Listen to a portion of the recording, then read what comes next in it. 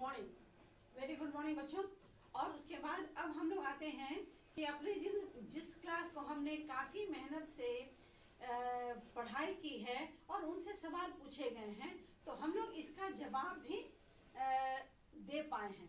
और मुझे बहुत खुशी है कि आपका सिलेबस इतनी अच्छी से तैयार था कि आपने सभी सवालों को हल करने की काबिलियत थी आप में और आप वहां से निकले हैं। और उसके बाद मैं आश्वस्त हूं कि अब मुझे कहने की कुछ भी जरूरत नहीं है। फिलहाल हम सिर्फ आंसर्स को चेक करेंगे कि हमारे जो सवाल हैं जो पूछे गए हैं उनका सही जवाब क्या है। If you have those copies before you, you just get your question paper before you and correct those answer if you have done anything according to your own opinion। तो वहां पर ये ओपिनियन वाला जो मैटर है, मैं समझ रही हूँ कि आप एकदम 100% वही कीजिएगा जो सही आंसर है। तो आपकी क्वेरी को मैं ज्यादा प्रोलॉन्ग नहीं करूंगी, मैं आपको सीधे सवाल पर लेकर आती हूँ। पहला जो आपका आया है ये क्या है, ये तो आप जान रहे हैं कि इसमें आपको 100 नंबर, ये तो आपका, चलिए आप यू नो वेरी वेल। अब आइए हम लोग इसमें सेक्शन के हिसाब से सेक्शन ए, सेक्शन बी और सेक्शन सी में जिन चीज़ों को हल करना है, आप जान रहे हैं कि ग्रामर पोर्शन है, लिटरेचर पोर्शन है या राइटिंग स्किल की बात है। इसीलिए सवालों पर हम आते हैं और सीधे सवाल पर आपका ये पहला है। मैं आपको कहूंगी कि जो आपने जवाब दिया है उसे आप, यदि यहाँ पर भी आपका वही है तो आप अंक भी देते चलिएगा। चलिए सवाल है, We dash rain in India in all seasons। अब इसमें आपके ऑप्शंस हैं get, gets, getting या got। क्या आपने बनाया है? ये मैं आपको अब क्लू नहीं दूंगी, मैं जो क्लू मैंने आपको दिया है that has just done wonder। और अब इसके लिए मैंने कहा कि जितने भी यूनिवर्सल ट्रूथ होते हैं, नेचुरल फिनोमेना होते हैं, उसमें हम वर्ब के प्रेजेंट फॉर्म का ही इस्तेमाल करते हैं। So the option get is correct और आपका यहाँ पे ए सही हो गया। Thank you, thank you. चलिए let us celebrate, choose the correct sentence. अब आइए यहाँ पर करेक्ट सेंटेंस को आपको चुनना है। ये he opposes against us पहले नंबर पे है, he opposes against us। दूसरा है he opposes us against, he opposes us और us opposes he। तो आपका जो जवाब है वो आपने किया है। अब हम लोग उसको लॉजिकली देखें कि वो जवाब कैसे हमारा सही हुआ है। जब हम एक अपोज की बात करते हैं तो फिर अगेंस्ट नहीं लगता है, अपोज का मतलब ऑलरेडी अगेंस्ट ही होता है। तो हमारा वर्ड क्या है, ही अपोजेस अस अगेंस्ट नहीं, यहाँ ही अपोजेस अस, यही हमारा सही ऑप्शन है। यदि इसकी जगह ही इज अगेंस्ट अस होता तो सही होता, लेकिन अपोज भी और अगेंस्ट दोनों को नहीं इस्तेमाल करेंगे। यहाँ पर सही ऑप्शन आपका है ही अपोजेस अस, वो हमारा विरोध करता है। तो दोनों आंसर का जो नंबर है वो आप अपनी सीरीज में और सही करते हुए चलेंगे, क्योंकि हम सभी आश्वस्त होना चाहते हैं। अगला सवाल देखें क्या है। ग्रामर क्वेश्चन से है, I went out to dash my friend। I went out to dash my friend। Options आपके सामने हैं, see of, set for, set aside, see about। सबके मीनिंग है, सभी के मीनिंग है। सभी ये जो प्रीपोजिशनल फ्रेज हैं, वर्बल फ्रेज जो हैं, उनको हम लोग इस्तेमाल करते हैं उसकी मीनिंग के साथ, है ना। यहाँ पर सेट फोर्थ का मतलब भी अलग है, सी ऑफ का मीनिंग भी अलग है, सेट असाइड, सी अबाउट, इनका भी एक अलग मीनिंग है। तो हमारा आंसर क्या हुआ है, हम लोग बोलते हैं see off. I went to see off my friend. आप अमूमन कहते हैं कि मैं उसे सी ऑफ करके आ रहा हूँ। अगला सवाल है, आई विश। अगला सवाल यहाँ पर see off, it was kind dash you to help me. कौन सा सुटेबल प्रीपोजिशन यहाँ पे होना चाहिए, कौन सा आपने भरा है। जिस सही उसी पे क्लिक करूंगी, ये आपको भी पता है। तो चलिए हमारा सवाल, it was kind at you, in you, on you या of you. It was kind of you, it was kind of you to help me. ये तुम्हारी बहुत मेहरबानी है कि तुमने मेरी मदद की। नाइस ऑफ यू, ठीक है। ये अप वर्ड जब बोलते हैं तो भी आप इसे जाने कि इसका प्रयोग ग्रामेटिकल कंटेंट में भी ऐसा ही होगा। तो आपके चौथे नंबर के जो सवाल है उसमें डी आपका करेक्ट आंसर है। पांचवें नंबर पे आइए, आई wish he dash gate well soon. I wish, मेरी इच्छा है कि वो जल्दी से स्वस्थ हो जाए। इसमें आपके पास एक ऑक्सिलरी वर्ब की सीरीज है एमसीक्यू पैटर्न में, तो वुड होगा, शुड, कैन या यूज्ड। आई विश, देखिए 4 ऑप्शन में आपके 2 ऑप्शन अब आप समझ चुके हैं। You have just come out of your examination hall and now you have read that out of 4 options, 2 options are not really working, so you have to select only among 2, one or A or B, B और C, किसी 2 में से ही चुनना होता है। तो हमारा यहाँ पर जो ऑप्शन है I wish, he should, जब चाहिए तो should नहीं होगा। ये can और used दोनों ही एब्सर्ड ऑप्शंस हैं जो हमारे यहाँ होने नहीं चाहिए थे, लेकिन 4 में कुछ तो देना ही होता है। तो चलिए आपका जो जवाब है ये है वुड। आई विश, और इसे आप अपनी खाली किताब में भी यदि आपने नहीं लिखा, सीधे आंसर पे टिक आउट किया है तो उसे आप भर लें, आगे भी काम देगा। बहुत जरूरी है कि आप इसको नॉलेज के तौर पे भी लें। I wish he would get well soon, आशा है, मेरी हार्दिक इच्छा है कि वो जल्दी से जल्दी स्वस्थ हो जाए। अगला, I have to teach English. I have to teach English, अब इसको करना क्या है, पैसिव वॉइस में बदलना है। Choose the correct passive voice. English has to be taught by me. आपने किस पे टिक किया है, मैं सही पर टिक कर रही हूँ आप ही की भांति, लेकिन हम लोग यहाँ मिला रहे हैं उन सारे सवालों को, इसीलिए देख लीजिए कि इनमें से किसको आपने सही का चिन्ह दिया है। English has to be taught by me, taught by me is English, English is taught by me. I have to, मुझे अंग्रेजी पढ़ानी है, ठीक है। तो हैव टू एक ऑक्सिलरी है, इसका मतलब मुझे अंग्रेजी पढ़ानी है।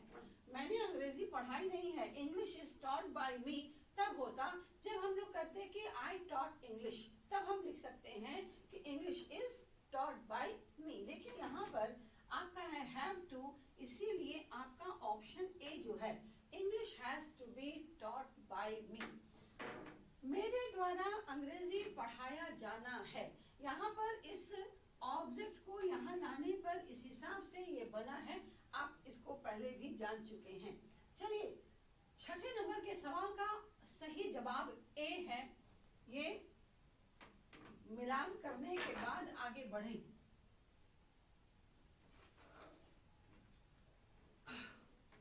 अब चलिए यहाँ पे करेक्ट ऑप्शन यहाँ भी निकालना है कि Shimla is much dash than Chandigarh. Comparative degree का एक एडजेक्टिव है और आपको इसमें से सिलेक्ट करना है फादर, फादर, फर्दर या आइदर, क्या होगा। 2 ऑप्शन बेकार है, होते हैं, ये आप अब समझ रहे हैं। आपको अब जाके ये प्रैक्टिकली अनुभव हो रहा है कि हमें सही में सिर्फ करेक्ट सेंटेंस तक पहुंचना होता है। ऑप्शन चाहे कुछ भी दिया रहे, हम वहां पहुंचेंगे ही। चलिए, Shimla is much dash than, यहाँ पे फर्दर मतलब होता है आगे, फार्दर मतलब होता है दूर, जिसका वर्ड बना है फार और उसका कंपैरेटिव है फार्दर, और हम इसके लिए लगाते हैं फारदेस्ट, है ना। तो यहाँ ये ऑप्शन फादर किसी काम का नहीं, बी किसी काम का नहीं, फर्दर, ही फर्दर सेड, तो फर्दर यानी उसने आगे कहा, आपका सही ऑप्शन है ए। तो your option should be correct with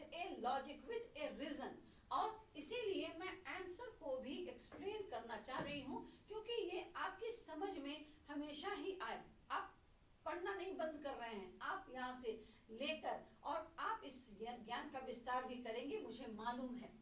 अगला जो है इसमें ऑड करना है, निकालना है। ऑड मैन आउट इसमें से क्या है जो इस टीम को बिलोंग नहीं करता? वीट, पैडी, बार्ली या मस्टर्ड? वीट, पैडी, बार्ली या मस्टर्ड, कौन है इसमें से जिसे हम इस टीम में नहीं रख सकते?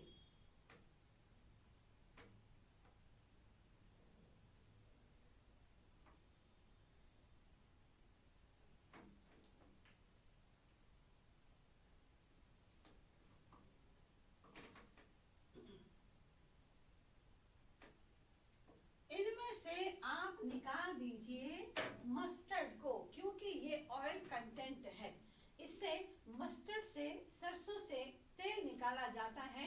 वीट, बार्ली और पैडी ये आप खाते हैं। तो पैडी तो आपका हो गया धान, तो वो आपका उसके प्रोसेस में आएगा कि उससे आप राइस करते हैं। यहाँ राइस नहीं दिया हुआ, आप उसे पैडी समझें, लेकिन ये सीरियल में आता है और ये आपका ऑयल में आता है मस्टर्ड ऑयल। इस वजह से ये आपका ऑप्शन यहाँ पे स्टीम से बाहर है।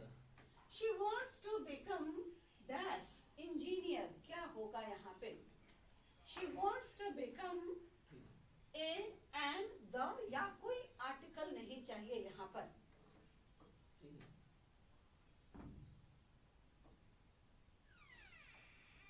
She wants to become engineer, ई से शुरू होने के कारण आपका यहाँ पे एन लगेगा। She wants to become an engineer, वो बड़ी होकर या आगे पढ़ाई करते हुए वो इंजीनियर बनना चाहती है।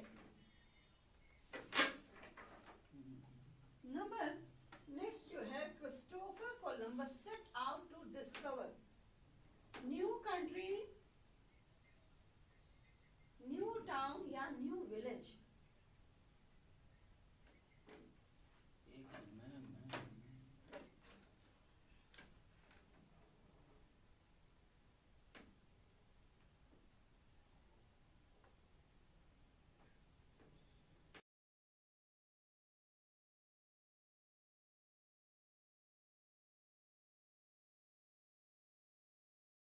जब हम लोग अभी इतने सारे सवालों में मैं आपको बस बता रही हूँ कि जो हमने पढ़ा है और जब हमने इसके बारे में मैं लगातार क्लास में बातें करती रही, तो आपके हौसले और आपके प्रयासों ने मुझे बहुत शक्ति दी है और मुझे ऐसा लगता है कि मैंने चीज़ों को जिस प्रकार से सहज करके बताया है वो चीज़ें आपके दिमाग में बिल्कुल बैठ गई होंगी और ये मेरी उम्मीद की भी वजह है। और मैं आशा करती हूँ कि आपने सिर्फ सही जवाब ही नहीं दिया है बल्कि आप कॉन्फिडेंट भी हुए हैं। हमारा प्रयास, डेली रन का प्रयास होता है कि आप तक बातों को, जिसको जानकारी कहेंगे या इसको नॉलेज कहिए, इसको किसी भी सब्जेक्ट में कहिए, वहां तक इन बातों को पहुंचाने के लिए बहुत ही सहज सुगम रास्ता हम अपनाते हैं। And we teachers really care for you students. खास तौर पे जो बिहार बोर्ड के स्टूडेंट हैं उनको एक अंग्रेजी के प्रति जो एपैथी होती है उनका हमने बहुत ही कहें कि इसको नॉर्मलाइज करके इसको बहुत सुगम तरीके से बताया है। तो आप अब इसे रियलाइज कर रहे हैं। आज आपके सवालों का जवाब देते हुए जब मैं ये फील कर रही हूँ कि मेरे क्लास में, इस क्लास को अटेंड करने वाले सभी बच्चे जिन्होंने इस सवाल को हल किया है और उनका सवाल क्रम दर क्रम सही होता जा रहा है, तो कितनी बड़ी खुशी की बात है। ये आपको हमेशा ही याद रहेगा कि हमने बहुत खेलते हुए ही पढ़ाई की है, बहुत सारी बातें करते हुए पढ़ाई की है, लेकिन बस वही होता है कि किसान अपने खेत में बीज को बस बचाते हुए उसके पैर से, वो अपने पैरों से उसके अपने खेत का मुआयना भी करता है और बीजों की निगरानी भी करता है। मुझे आज उस तरह की फीलिंग भी हो रही है जब मैंने सवालों को देखा है कि आपके सवाल ये तो बिल्कुल बिल्कुल बन जाने वाले सवाल और इनमें किसी को भी दिक्कत नहीं हुई होगी। तो I really very feel a kind of enthusiasm और मुझे लगता है कि यू शेयर माय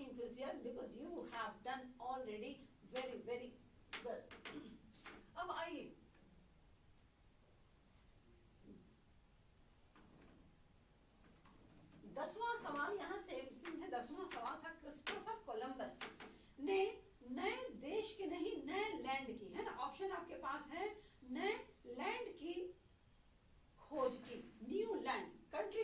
वो नहीं जानता था कि यहाँ उसको कंट्री मिलेगा, विलेज मिलेगा या फिर टाउन मिलेगा, हाउ, कैसे वो जान सकता था, इसीलिए न्यू लैंड, जिसमें से कुछ भी ये हो सकता था।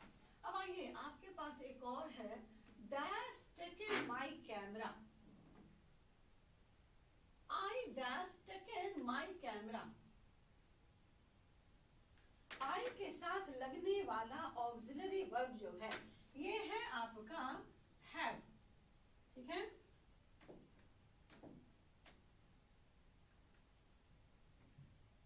ये I have taken my camera. अगला ऑप्शन है, he is bent dash ruining himself, वह अपने आप को बर्बाद करने पर तुला हुआ है। तो वहां ऑप्शन आपके सामने क्या है, he is bent in, from, against या on। मुझे लगता है कि इस सवाल का जवाब आप दे दीजिए, बेंट ऑन कहते हैं और साथ में बेंट अपॉन भी याद रखिएगा, क्योंकि जिस वर्ब के साथ हम एक प्रीपोजिशन का कॉम्बिनेशन बना के चलते हैं उसे हमेशा ही वैसे ही इस्तेमाल कीजिएगा। He bent upon telling the same thing, वो इसी बात को कहने पर एकदम उतारू था। तो यहाँ आइए, he bent on, यहाँ पर चूंकि ऑप्शन में अपॉन नहीं है, यदि ये ऑप्शन अपॉन होता तो इसी को हम लोग टिक आउट करते, लेकिन ऑप्शन आपका अपॉन नहीं है। ये आप इस चैनल से जानिए कि यहाँ पर बेंट के साथ अपॉन लगाते हैं। तो चलिए, ऑन और अपॉन का यहाँ पर है, तो आपके पास D option, he is bent on ruining himself, यहाँ पर हो जाएगा on ruining himself, वो अपने आप को बर्बाद करने पर आमादा है। अब यहाँ करेक्ट सेंटेंस निकालना है, he is so tall as I, ठीक है। कंपैरेटिव डिग्री के एडजेक्टिव में ये सवाल और इस प्रकार के एग्जाम्पल आपने खूब बनाए हैं। अब यहाँ पर बारी है कि आपको मिला है, आप क्या करके आए हैं, ये भी हम लोग लॉजिकली जान रहे हैं। He is as tall as I, ठीक है। He is so tall as I am, he is as tall as I are, इसमें से करेक्ट सेंटेंस निकालना। इसका मतलब कि 3 सेंटेंस गलत है ना। He is so tall, जब so का प्रयोग करते हैं तो इसके बाद that लगाना पड़ता है। He is so tall that he can touch the ceiling fan, ऐसा हम करते हैं। B में आते हैं, he is as tall as I, है ना। तो he के साथ is लगा है as tall as एक कंपैरिजन के लिए, लेकिन I के साथ is नहीं लगा सकते हैं, इसीलिए ये भी गलत हो गया। आप यहाँ पे गलत का चिन्ह एक रीजन के साथ दीजिएगा। He is so tall, ठीक है, as I am, यहाँ पर आइए, he is so tall, यहाँ पर आइए as I am, यहाँ so की वजह से ये गलत हो गया। He is as tall as I, यहाँ पे आप इस ऑप्शन को as I, यहाँ पे इसे फुल स्टॉप करते हैं। इसमें 2 वाक्य होते हैं, है ना, कैसे, he is tall, I am also tall। यदि हम also को हटा देते हैं, चूंकि ये अलग वाक्य है, he is tall, I am tall, मैं भी,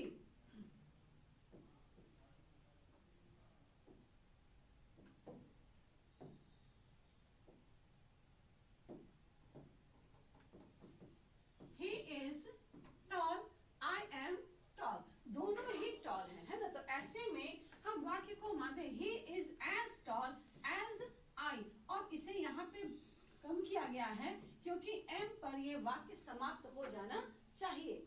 He is as tall as I am, और ये आपका, सॉरी, यहाँ पे चूंकि और ऑप्शन आपके वैसे नहीं है, तो मैं यहाँ पे M को अपने आप से जोड़ रही हूँ, क्योंकि he is as tall as I के साथ आर लगाने का कोई कारण नहीं है। तो इन ऑप्शन पे आप आर की वजह से नहीं जा सकते। He is so tall as I, तो इस पर आपको so की वजह से गलत हुआ, नीचे भी so की वजह से ये गलत है। तो इनको हम हटा लें और मानेंगे कि he is as tall as I।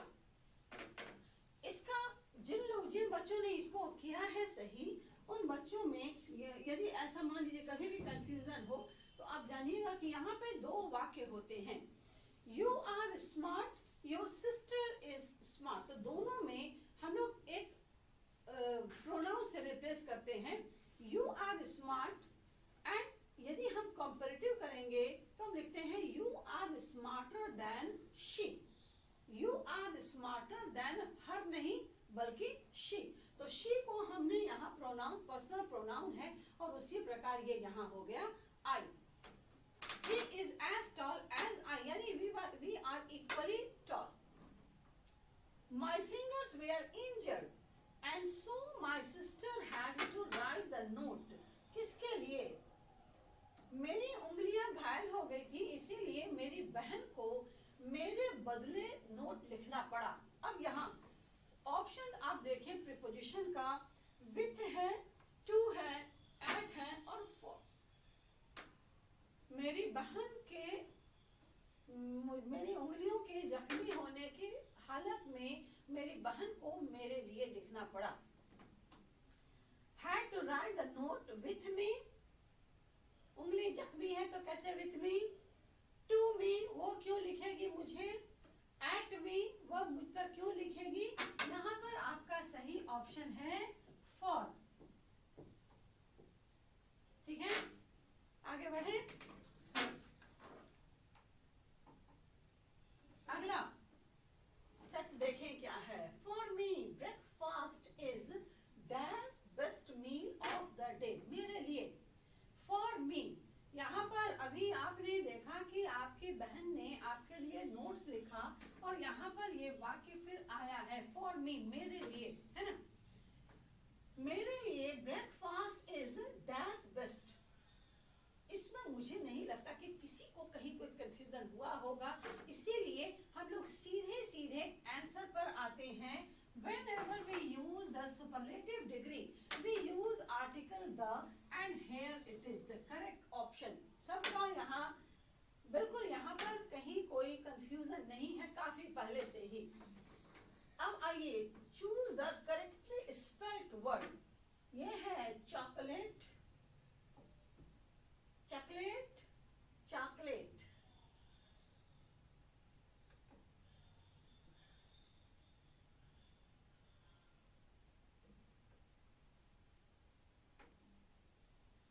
यहाँ पर करेक्टली स्पेल्ड वर्ड दोनों की स्पेलिंग सेम है, चॉकलेट और यहाँ भी चॉकलेट है ना।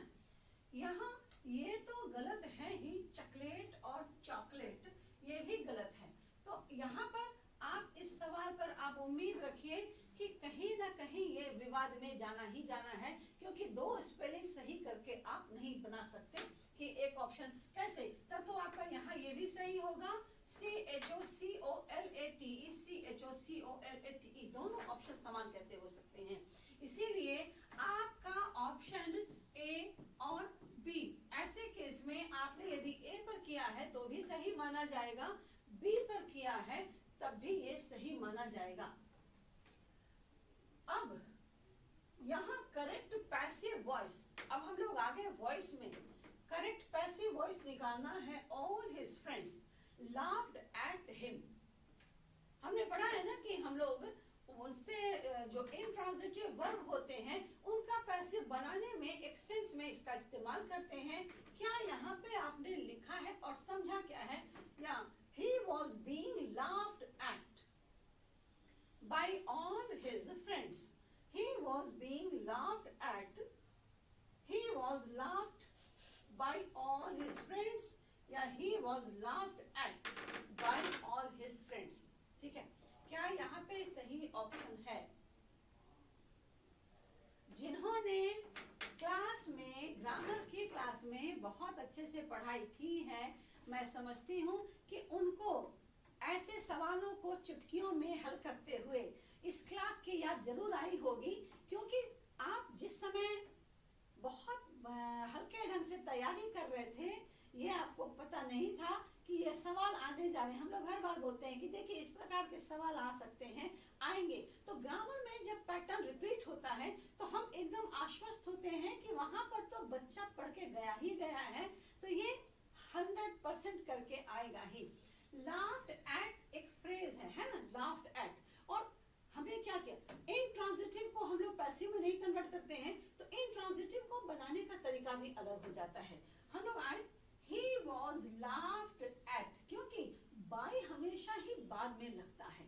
यदि ये वाक्य यहाँ पे समाप्त हो जाता तो हम कहते हैं उसका मखौल उड़ाया गया, उसकी खिल्ली उड़ाई गई, ये इतना से कंप्लीट था। लेकिन उसके दोस्तों के द्वारा तो यहाँ पर हम एक by का प्रयोग करते हैं, by all his friends, जो कि यहाँ दिया हुआ है all his friends। तो डूअर आपका यहाँ पर ऑलरेडी मौजूद है ना। ऐसे मित्रों से सावधान, है ना, ऐसे मित्रों से सावधान जो कि हंसी उड़ाते हैं। चलिए, एग्जाम देकर आए हैं और आपकी कोई हंसी नहीं उड़ा रहा है, क्योंकि आपके आंसर आपको बहुत अच्छी जगह प्लेस कर रहे हैं। चलिए, सही ऑप्शन आपका हो गया डी। सही ऑप्शन है सवाल संख्या 17 के लिए डी। अगला सवाल आइए क्या है, देखिए, a day of rest is, ओहो, चलिए ये क्या है, हॉलीडे, पॉपुलर, फैटल या फेस्टिवल। फैटल कहते हैं घातक, है ना, फैटल अटैक। तो पॉपुलर आप जानते हैं, फेस्टिवल त्योहार आप जानते हैं, हॉलीडे भी जानते हैं। ए डे ऑफ रेस्ट, यहाँ पर तो सबका हो गया होगा हॉलीडे, है ना, छुट्टी का दिन। अब आइए, one word substitution for a man whose wife is dead, है ना, हुज वाइफ इज डेड। आपको वन वर्ड सब्स्टिट्यूशन में देना है कि एक व्यक्ति जिसकी पत्नी का देहांत हो चुका है, उस व्यक्ति को क्या कहते हैं। सिंगल, जो बैचलर का सिनोनिम हुआ, सिंगल वो तो हुआ नहीं, सेपरेटेड यानी जिनका एक दूसरे से अलग हो गए हैं। आपका सही ऑप्शन है विडोवर, है ना, हिंदी में इसे कहते हैं विधुर। अब आइए 20 में आइए, 20 सवाल नंबर है, all coming and going that's forbidden. All coming and going, यहाँ आपका ऑप्शन है वाज, वेयर, हैज, हैव, ठीक है।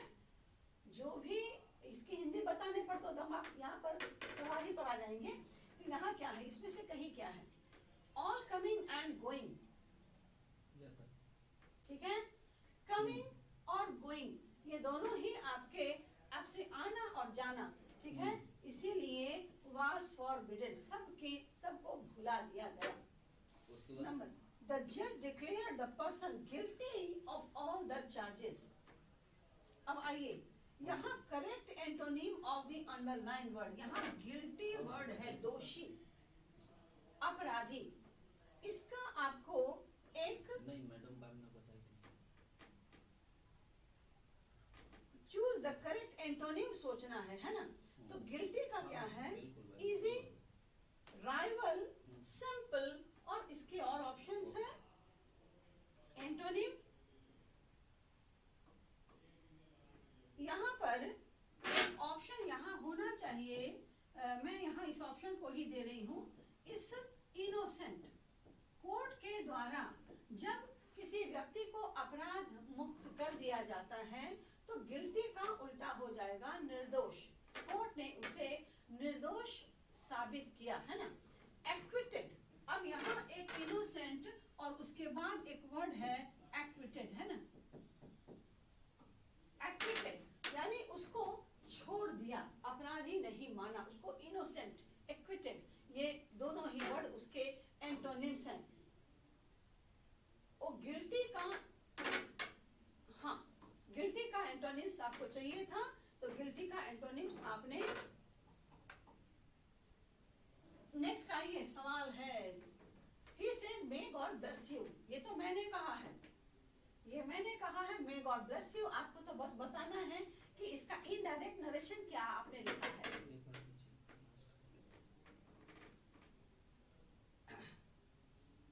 इनोसेंट, एक्विटेड, जो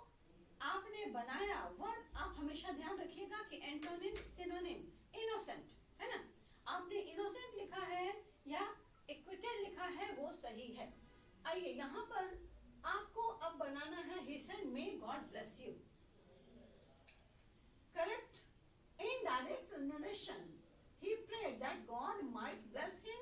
He said that God may bless me.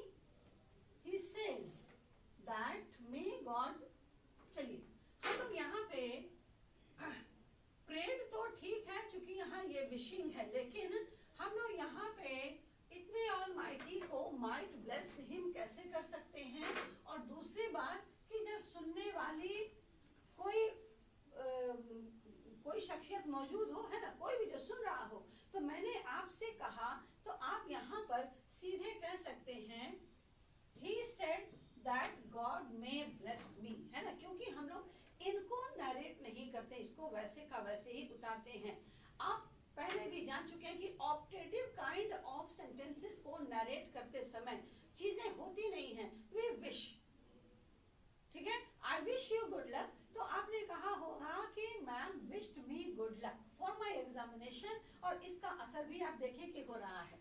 अब आइए, करेक्टली स्पेल्ड वर्ड है अपॉर्चुनिटी। ऐसे शब्दों के समूह में और ऐसे स्पेलिंग के साथ मेरे प्यारे विद्यार्थियों, आप निश्चित तौर पे आपने सी पर अपना आंसर किया होगा, अपॉर्चुनिटी, ठीक है। अब देखिए जो भी है आप समझ रहे हैं कि ये वाक्य मिला ही नहीं है, वाक्य आपका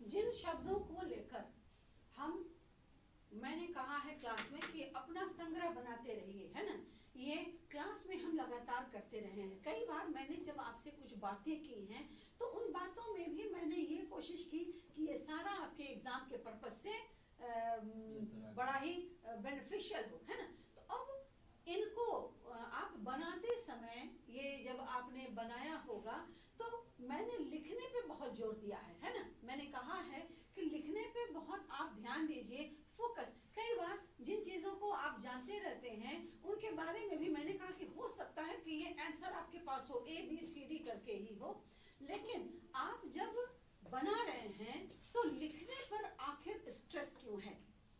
हम ऐसी कोशिश करते हैं कि आपका आंसर भले ही ABCD ज्ञात हो, लेकिन इसे आप लिख लें, उससे दो फायदे होते हैं। एक तो वर्ड का जो स्टॉक है वो आपका हमेशा बढ़ता है, और दूसरा ऐसा होता है कि जब आप किसी वर्ड को रिप्लेस करते हैं तो आपके पास उन्हीं में से एंटोनिम्स चुनना हो, उन्हीं में से सिनोनिम्स चुनना हो, तो ये आपके पास बहुत सारे, बहुत अच्छे पैमाने पर मात्रा में होता है। और एक और हिडन बेनिफिट क्या है कि जब आप लिखेंगे तो कभी भी आप गलत नहीं लिख सकते, क्योंकि वहां पर तो टीचर की कलम चल जाएगी।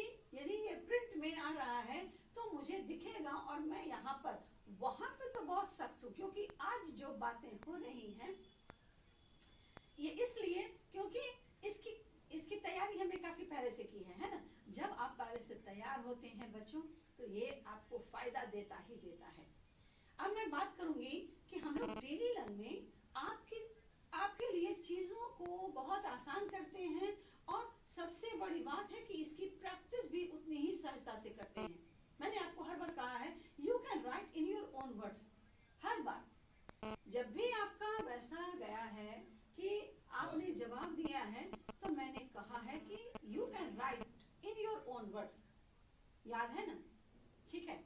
अब इसको ध्यान रखिएगा, ये कहने का अर्थ ये था कि आप ऐसे शब्दों को हमेशा ही इस्तेमाल भी करें और सही सही भी लिखें। हाँ, अपॉर्चुनिस्ट, आप यहाँ पे जितने हिंदी में इसे कहते हैं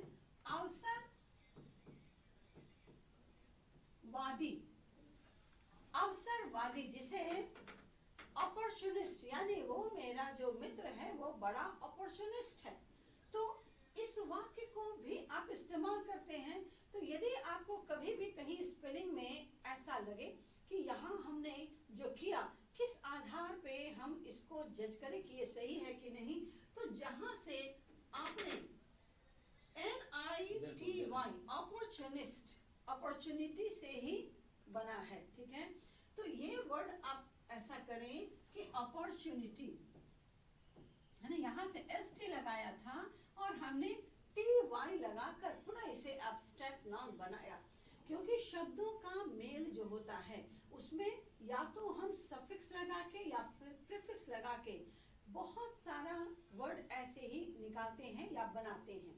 तो उनमें से आने वाले शब्द यदि आपके एग्जाम में बहुत ही ज्यादा फायदेमंद रहे हैं तो ये एक बेनिफिट है जिसे मैं समझ रही हूँ कि आपने इनकैश किया होगा। हम लोग, मैंने ये कहा इनको आप ध्यान में क्यों रखिएगा कि ये सवाल है, क्योंकि यहाँ ये पूछा गया है ना। यहाँ इसके अलावा कुछ और भी पूछा जा सकता था, may God bless me, may you live long. तो आपका जो ऐसा वाक्य बने है ना, मे यू लिव लॉन्ग, तो मैं क्यों ऐसे बता रही हूँ, क्योंकि मुझे लगता है कि आपके मन में ये प्रश्न जरूर आया होगा कि ऐसे वाक्यों में क्या सबके साथ ऐसा चलेगा, है ना। ये इन्वर्टेड कॉमास के अंदर है, तो याद रखिएगा कि ये कभी भी बदलने वाला नहीं है, ठीक है। हाँ, इसके बदले हम यदि ऑप्शन होगा तो ये कह सकते हैं कि he wished me a long life, he wished me a long life। सवालों का क्रम और आपके जो जवाब हैं उनमें अंक को देते जाने के लिए मैंने कहा है आप अंकों को गिनिएगा और ये लेवल जो आपने इस सवाल को हल करते हुए हासिल किया है, यानी इस सेटिस्फैक्शन का लेवल, क्योंकि हमारा मकसद भी वही है कि आप उसका 100% फायदा उठाएं। ये एक टेस्ट का टाइम हो जाता है। चलिए, we like dash music very much, है ना, क्या है we like music very much, तो क्या है, ए लगाएं, एन लगाएं, द लगाएं या किसी आर्टिकल की जरूरत नहीं है। हमने एग्जाम्पल में ये पढ़ा है और एक आंसर पर हमको आना है, लेकिन हमें इसके साथ जो चीजें हमने सीखी है उसे रिपीट भी तो करें। आप जानते हैं कि एब्स्ट्रैक्ट नाउन, एब्स्ट्रैक्ट नाउन के जो शब्द होते हैं वो हमेशा ही बिना आर्टिकल के लगाए जाते हैं, सब्जेक्ट को तब। वी लाइक, उसके बाद आप कुछ भी डालिए, यदि गेम का नाम है, सब्जेक्ट का नाम है, उसके आगे हम किसी भी आर्टिकल का प्रयोग नहीं करते हैं, डेफिनिट और इनडेफिनिट किसी का भी प्रयोग नहीं करते हैं। तो अब आइए, we like dash music very much. हाँ, एडजेक्टिव का प्रयोग कर सकते हैं। एडजेक्टिव हम लिख सकते हैं क्लासिकल, वेस्टर्न, जो भी आपके लिए लगे तो ये हो सकता है। अब यहाँ द नहीं लगाइएगा, वी लाइक क्लासिकल म्यूजिक, ये हो सकता है। तो सीधे म्यूजिक के पहले आर्टिकल का ऑप्शन ही दिया हुआ है, तो आप यहाँ पर कुछ भी नहीं लगाएं। और इस वजह से बहुत लगता है पहली बार आया है ना नो आर्टिकल वाला, जो आपका सही हुआ कि इसमें कुछ भी नहीं सोचना है लगाने के पहले। The synonym of melodious, melodious किसको कहते हैं? मैं दूसरा जवाब दूंगी तो आप वहां पर त्रित्व पे पहुंच जाइएगा, लेकिन जो आपने जवाब दिया है वो यहाँ पर मैच कर रहा है। ये मैं कोशिश करूंगी कि आप बिल्कुल, आपकी उम्मीद और मेरी उंगली कहाँ कहाँ कहाँ कहाँ जा रही है। तो fine, melodious, fine, journey, sorry fine, journey, musical या फिर ग्रीफ। सबसे बड़ी बात क्या है कि हमें इसके मीनिंग को भी जानना चाहिए, है ना। Melody,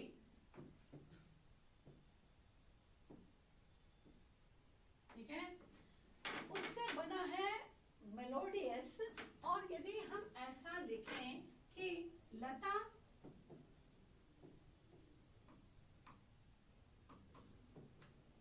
Mangeshkar is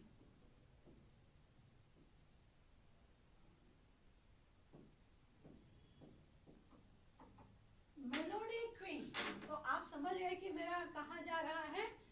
yes, it is C. Melodious word जो है वो संगीत के साथ होता में जर्नी है और ग्रीफ, दुख तकलीफ का क्या काम, जब हम बात कर रहे हैं मेलोडी की, ये म्यूजिक के साथ है। और अब आप इसके अगले जवाब पर हम देखें क्या है सवाल। Let this be done by me, इसे आपको एक्टिव वॉइस में बदलना है। लेट का प्रयोग है, let this be done by me. बहुत आसान तरीके से आपने किया होगा, ये मुझे मालूम है। आपका जवाब यहाँ पर कौन सा है? Let us do this. यहाँ पर अस का क्या काम? This is to be done by me. ये ऑलरेडी पैसिव लग रहा है, इसे तो आप बिल्कुल छोड़ दीजिए। हाँ, लेट मी डू दिस, ठीक है। अब इसके ऊपर आए कि लेट के साथ आई नहीं लगाते हैं। Let her open the gate, let him play in the sun, let them go. तो हम जो ऑब्जेक्टिव प्रोनाउन है, सॉरी हाँ ऑब्जेक्टिव प्रोनाउन है, उसी का इस्तेमाल करते हैं। इसीलिए आई के बदले हमें यहाँ मी लगाना है और ऑप्शन आपका हो गया सी। 26 नंबर का सवाल है सी।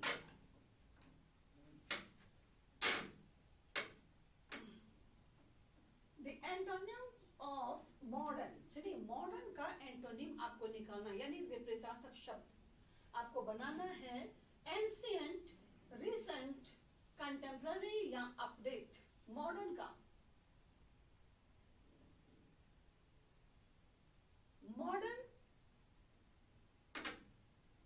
सोसाइटी क्या होगा इसका एंटोनिम?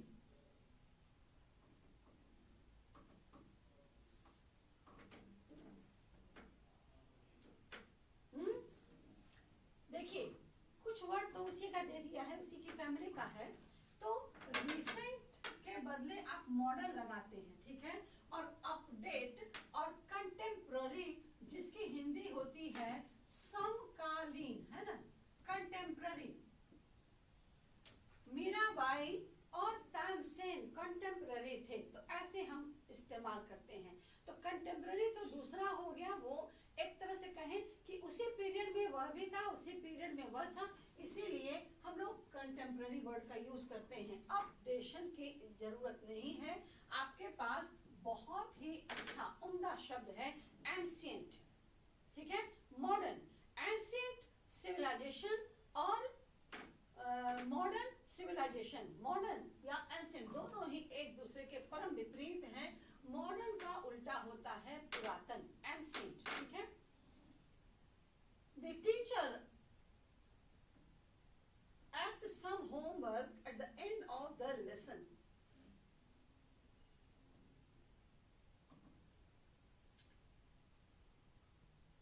द टीचर, यहाँ पर मुझे लगता है कि थोड़ा सा चेक करें। यहाँ हम हो सकता है कि इसे हम हटाएं, है ना। यहाँ लिख सकते हैं give some homework, that's the end of the lesson, है ना। The teacher gives some homework। आप यहाँ बना रहे हैं कुछ, ध्यान दीजिएगा कि होमवर्क आपका एब्स्ट्रैक्ट नाउन है जिसका डिटरमाइनर सम होगा, ठीक है। द हो सकता है, द होमवर्क ये हो सकता है, लेकिन आप इसे जानते चल रहे हैं। ये लिखा है, इसका मतलब ये नहीं कि आप इसे छोड़ें। आपने जो बनाया है वो तो हम बता ही रहे हैं।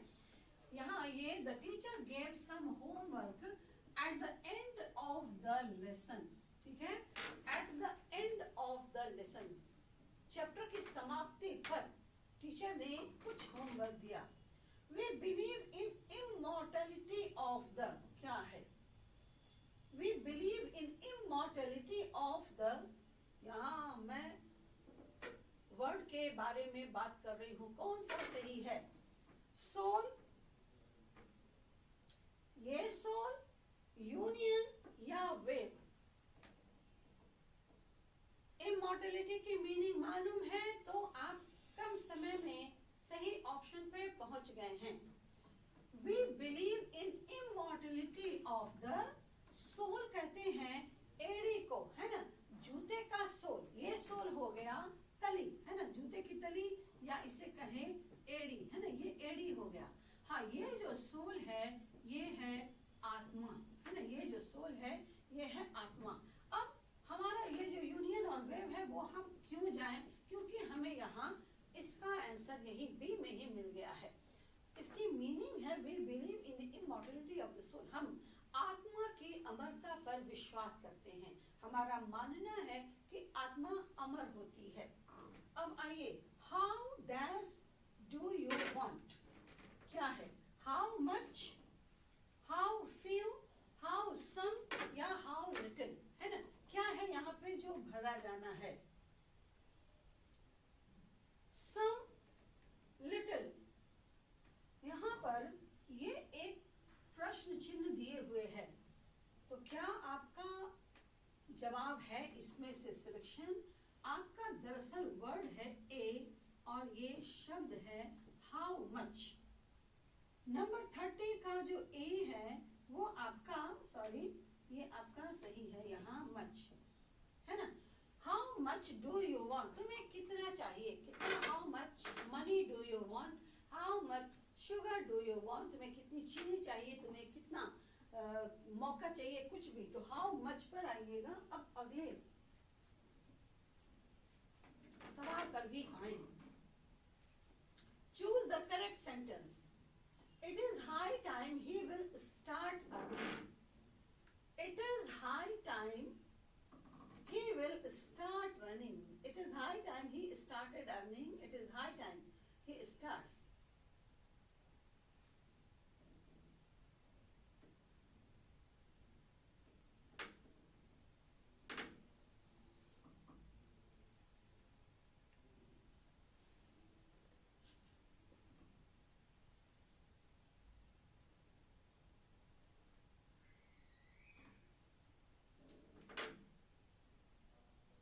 It is appropriate time you have started realizing your worth, है ना।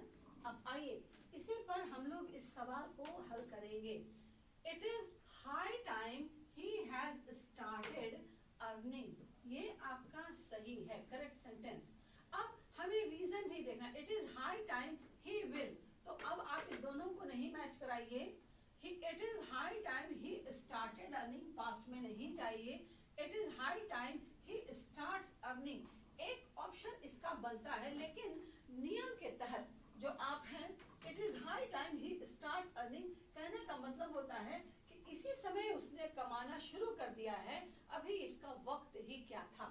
तो it is high time, उसके बाद इसको मानिए कि यहाँ पर एक कंजंक्शन है, हम यहाँ इसको बना देते हैं that, कि he has started earning, अभी इतनी जल्दी कम उम्र में पढ़ाई छोड़कर इसने कमाना धमाना शुरू कर दिया है, it is high time, ठीक है।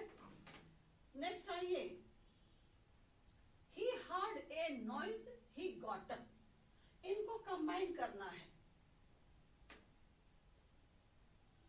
I heard a noise he got up, इनको कंबाइन करना है, क्या है कॉम्बिनेशन में ये वाक्य, had heard a noise so he got up, having hearing a noise he got up, as he heard a noise he got up, heard a noise so he got up, क्या है सही?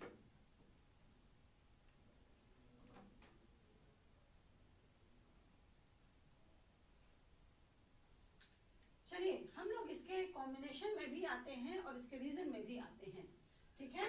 He heard a noise, दोनों ही चीजों को अलग अलग करें। उसने एक आवाज सुनी, दूसरा वाक्य है he got up, वो उठ खड़ा हुआ। तो आपका heard a noise, he heard a noise so he got up, इसको नहीं कंबाइन कीजिए, क्योंकि वाक्य शुरू हुआ है had से। had को रिप्लेस कर दीजिएगा, जहां had मुसीबत दे वहीं इसको रिप्लेस कीजिए if से। had you met me, यदि तुम मुझसे मिले होते, तो उसको हम रिप्लेस करेंगे तो if से भी कर सकते थे, है ना। तो आप had को यदि बिगिन कर रहे हैं तो इसका मतलब if होता है। तो having hearing a noise, है ना, having और hearing दोनों को हटा दीजिए, यहाँ भी ing और यहाँ भी ing, और उसके अलावा यदि hearing को अलग से समझा जाए तो hearing का मतलब होता है सुनवाई, जो कोर्ट में होती है hearing। जज ने हियरिंग, वकील ने हियरिंग, सॉरी जज ने हियरिंग के बाद अपना फैसला सुनाया। अब आइए, as he heard a noise, अब दोनों ही एक्शन को मिलाइएगा कि कब क्या हुआ। जैसे ही उसने एक आवाज सुनी वो उठ खड़ा हुआ, और इसीलिए आपका अब ऑप्शन है सी।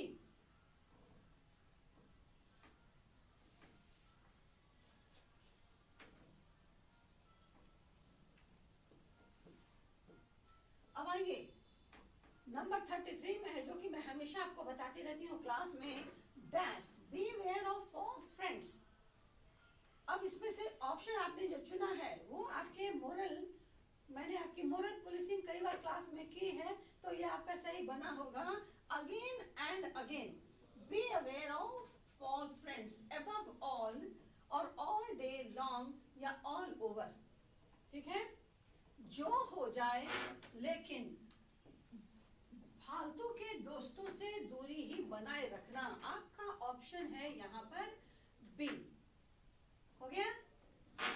अबव ऑल, जो मोरल पुलिसिंग मैंने आपकी क्लास में की है उसका फायदा आपको सेंटेंस में मिल गया है।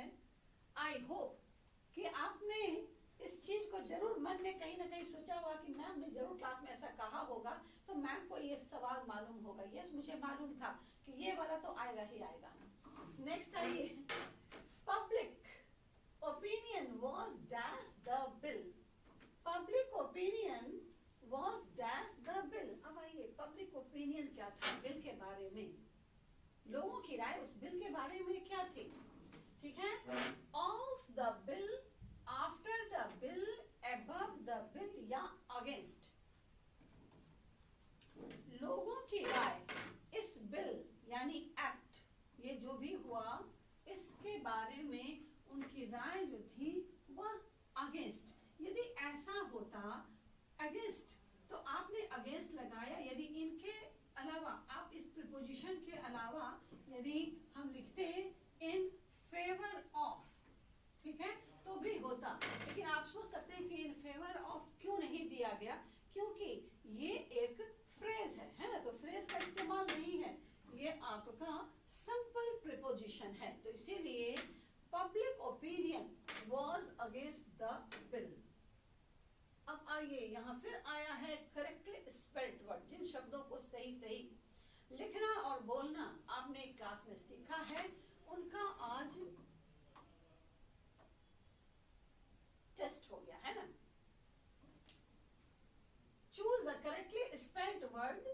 वुलन, वुलन, मैं वहां तक चली गई, लेकिन सही बिल्कुल यही था। ठीक है, आपका ऑप्शन भी बिल्कुल आपके कॉपी में जरूर पहले क्रम पर आपने सही पाया, तो समय बचा। चलिए, choose the correct synonym of perfume. Perfume synonym निकालना है, परफ्यूम का एंटोनिम निकालना होता तो आप और भी शब्द जान रहे हैं, है ना। चलिए, परफ्यूम का सिनोनिम क्या है?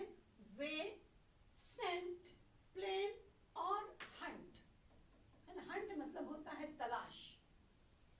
इनमें आज के बच्चों के लिए इसका पता लगाना कि इसका सिनोनिम सेंट है, कोई बड़ी बात नहीं है। इस एक सवाल के लिए आप बिल्कुल आश्वस्त रहिए कि इसमें मैं नहीं भी बताऊं तो 100% आपका सब लोगों ने सही ही किया होगा। The book will be bought by Sita. अब इसको करना है एक्टिव वॉइस में कि इसका एक्टिव वॉइस क्या है। Sita will bought the book। The book will be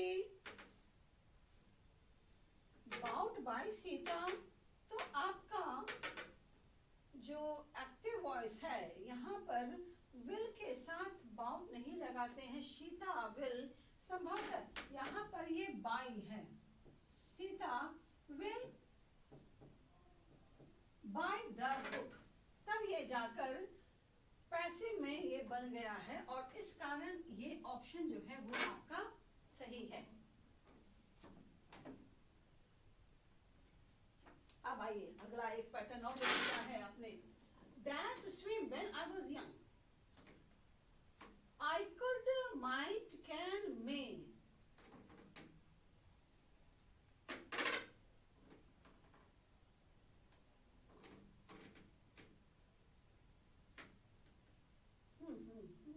क्या है?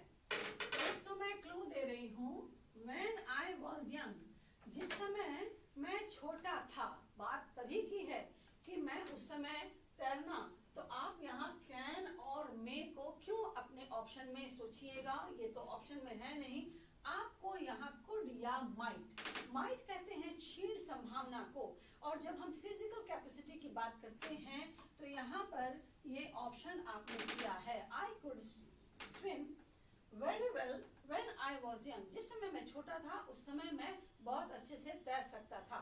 तैरना और साइकिलिंग कभी कोई नहीं भूलता, इसीलिए ये सिर्फ एक बात है ना, I could swim when I was young. अब आइए अगला 39 में, Amar says that he does English lessons every day.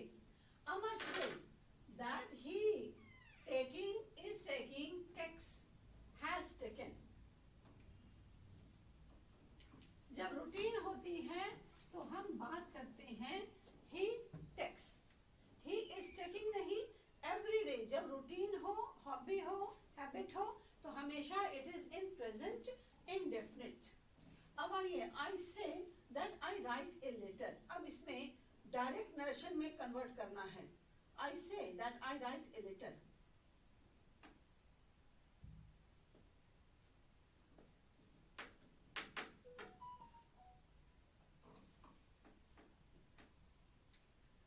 Reporting speech आपका प्रेजेंट में है, रिपोर्टेड स्पीच आपका प्रेजेंट में है, दोनों ही आपके प्रेजेंट इंडेफिनिट में हैं। तो सिर्फ आप समझ रहे हैं कि इसे कंबाइन किया गया है, दैट से, है ना, जोड़ा गया है। तो आपका सही जवाब क्या है? आई से बी। आई से आई राइट ए लेटर। आई से आई राइट ए लेटर। अब ये सवाल जो आपके एक्टिव पैसिव में से पूछे गए हैं, नरेशन से पूछे गए हैं, या फिर प्रीपोजिशनल के फिलर के तौर पे पूछे गए हैं, इनमें आपको अब जो अभ्यास है, हमेशा जो आपने लिखा है उसी का आपने फल पाते हुए देखा है अभी की क्लास में, है ना।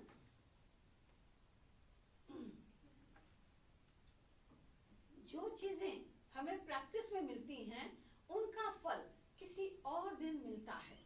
मैं हमेशा ही क्लास के इतर भी कुछ बातें करती हूँ, लेकिन मेरी उन बातों का मतलब कहीं न कहीं रिजल्ट से जुड़ा हुआ होता है। यदि आपने अभी तक, हम लगभग 40 सवालों को हल कर चुके हैं और आपका जो परसेंटेज है ऑफ द करेक्ट आंसर, ये आपके अंदर कितना पॉजिटिव वाइब्स दे रहा होगा। आई होप कि मुझे इस बात की पहले से ही जानकारी थी कि यदि आपने क्लास में बहुत अच्छे से ध्यान दिया है, बहुत अच्छे से पढ़ाई की है, तो रिजल्ट तो कहीं नहीं जाने वाला है। हाँ, मैं थोड़ा पानी पी लूं। श्योर।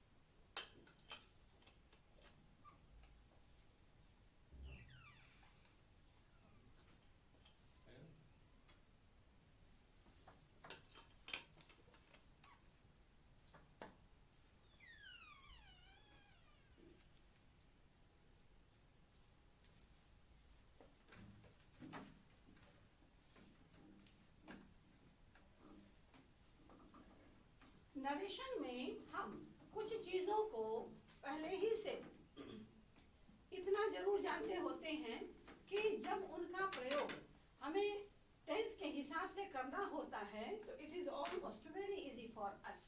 तो आपको सवाल भी बहुत उसी पैटर्न के मिले हैं जिस पैटर्न पे आपने बहुत सारे अभ्यास किए हैं। इन अभ्यासों की बदौलत, और लंबा लगा होगा, आपको लगा होगा कि मैम ने क्लास में बहुत सारा अभ्यास करने के लिए दिया। जब उन्होंने ग्रामर पढ़ाया तो तब उन्होंने कहा कि आप इस प्रकार के अन्य लाइंस पर भी जरूर अपना वर्क करते रहिएगा।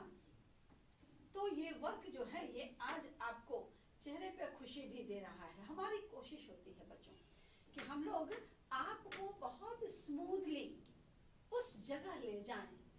तो अब आप इसे समझ रहे होंगे कि सारा क्लास का जो बर्डन था, जिसको आपने बतौर टास्क समझा या उस समय बर्डन भी समझा, तो ये आज का दिन आपका उसी के हिसाब से तय हुआ कि आज आप ऐसी जगहों पे सही, बिल्कुल सही करने के लिए, और मुझे खुशी है कि इन अभ्यासों की बदौलत आपका आंसर अब तक बिल्कुल मैच कर रहा है। ठीक है, हम लोग अब अगला सवाल भी देखें कि क्या है। Would you mind dash the door? चलिए अभी आपको बनाना है Would you mind shut the door, shutted the door, shutting, have shut। ठीक है, एक तो shut जो है एक ऐसा वर्ब है जिसके साथ shutted लगाते ही नहीं है, है ना। shutted, put, ये हम लोग कभी भी डबल ted में नहीं होता है। तो would you mind shut the door, क्या दरवाजा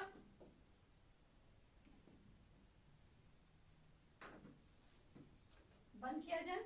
मैं यदि दरवाजा लगा दूं तो क्या तुम बुरा मानोगे? Would you mind shut the door? तो mind मतलब बुरा मान, will you feel anything absurd if I shut the door? ये कहने का हो गया। तो हम लोग एक लाइन ही नहीं, एक सेंटेंस भी और जान रहे हैं इसके साथ साथ। अगला सवाल है the bus came to an abrupt halt, है ना। the bus came to an abrupt halt, abrupt end, है ना। लेकिन यहाँ पर इसका एक करेक्ट मीनिंग निकालना है। ठीक है, choose the correct meaning of the underline words. जो अंडरलाइन वर्ड है इसका मीनिंग क्या है? एब्रप्ट हॉल्ट होता है, एब्रप्ट एंड होता है। तो हमें ये क्या है, यदि हम बोलते रहे तो सीधे आंसर तक ही आएंगे, ये आपको पता है। तो ये होता है ऑल ऑफ ए सडन। तो हमें यहाँ पर ये वर्ड मिल रहा है, ऑप्शन है The bus came to an abrupt halt। तो ये abrupt को, है ना, यहाँ पर sudden से माना जाता है कि इसको हम रिप्लेस करते हैं। तो दरअसल abrupt का मतलब होता है sudden, all of a sudden, अचानक ही। abrupt अब यहाँ halt के साथ ही नहीं, हम इसके साथ end भी लगाते हैं। The story come to an abrupt end। जो कहानी थी वो पता नहीं क्यों किस जगह पे जाके एकदम उसका कोई गड़बड़ सा ही अंत भी हो गया। तो that is called abrupt, यानी जहां से चलनी चाहिए थी स्मूथली वहां से नहीं बल्कि abrupt। तो वर्ड को जानना, कई बार स्पीकिंग टर्म्स में भी आपने देखा होगा कि मैंने इसे कहा होगा कि इसको हम लोग abrupt end कभी नहीं करेंगे, इसको हम लोग कंटिन्यू करेंगे। तो आइए, ये सडन है, बस है, इसीलिए ऑप्शन में स्लो हो सकता था, फ्रेंडली ऑन अनहरिड, ये बिल्कुल ही सही ऑप्शन नहीं है। चलिए, policeman, the policeman ran dash the thief, on the thief, at the thief, by the thief या आफ्टर द थीफ। ये एक फ्रेज है ना। रन के साथ हम लगाते हैं कई सारे प्रीपोजिशन।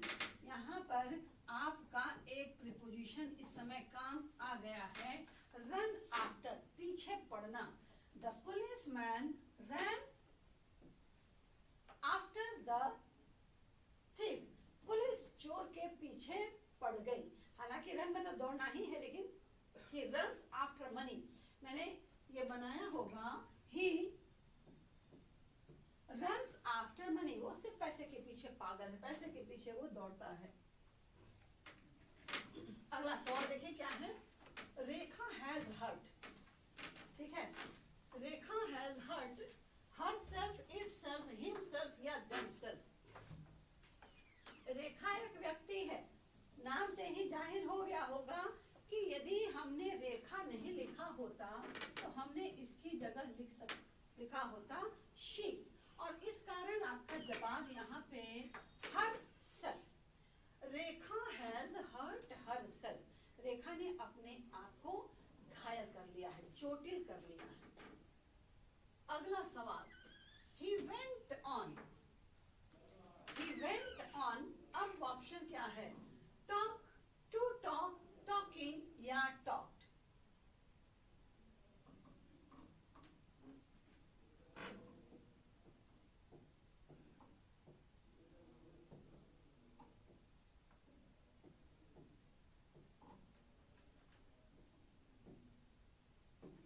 याद आ गया?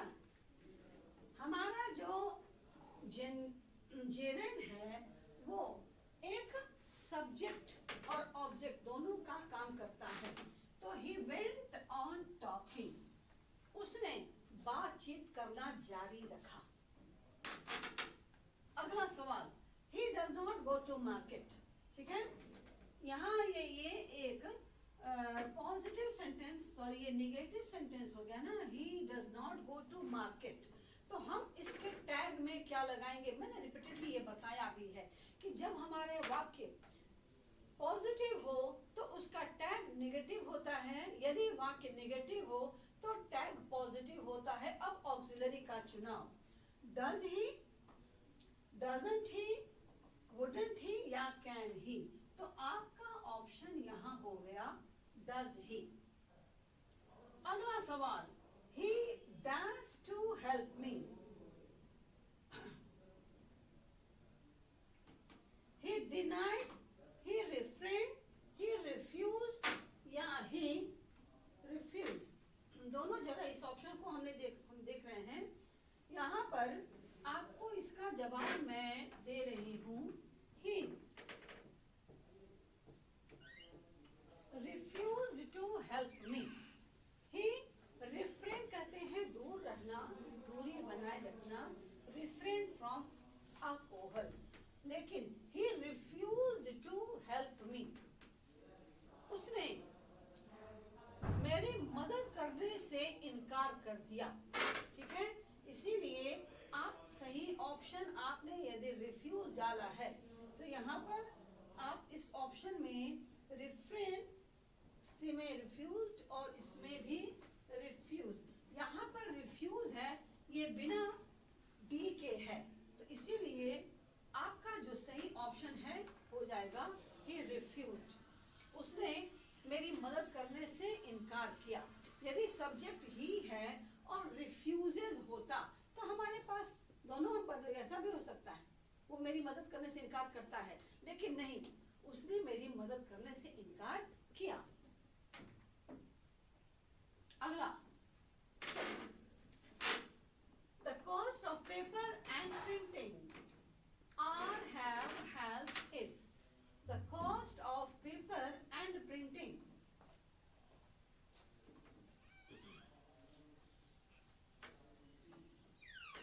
आपका सब्जेक्ट कौन है? the cost। और जब ये सब्जेक्ट है तो the cost, इसके बारे में हम जान रहे हैं कि ये एब्स्ट्रैक्ट नाउन है और इन्हें हम हमेशा ही सिंगुलर मानते हैं। The cost of paper and printing is too high। अगला, he is not dash home, वो घर, he is not of home, by home, at home, since home। ऐसे में ये सारे ऑप्शन यहाँ पे नहीं है, ये आपका एकमात्र ऑप्शन यहाँ सही है। मैंने तो कहा था कि दो ऑप्शन होंगे जिसमें आप लगा सकते हैं कि इसको लगाया जाए या ऐसा बनाया जाए। ऐसे सवाल दिए गए हैं तो आपका समय जरूर बचा होगा। He is not at home। अब चलिए कंबाइन करना, he is lazy, he will fail। कौन है ये, इसका हमें बाद में पता लगाना होगा। he is lazy, he will fail। he will fail because he is lazy। ठीक है, he is failing because he was lazy। fail if he is lazy, lazy is he and he failed, है ना। अब आइए, दोनों वाक्यों में एक प्रेजेंट है जो उसके नेचर के बारे में बता रहा है और एक है ये पॉसिबिलिटी। तो दोनों को कंबाइन करने में यहाँ हम इस रिपरकशन को जरूर सामने रखेंगे और तब इसका कारण भी बताएंगे और उसके बाद ये उसकी हकीकत। He will fail because he is lazy। आपका ऑप्शन है ए।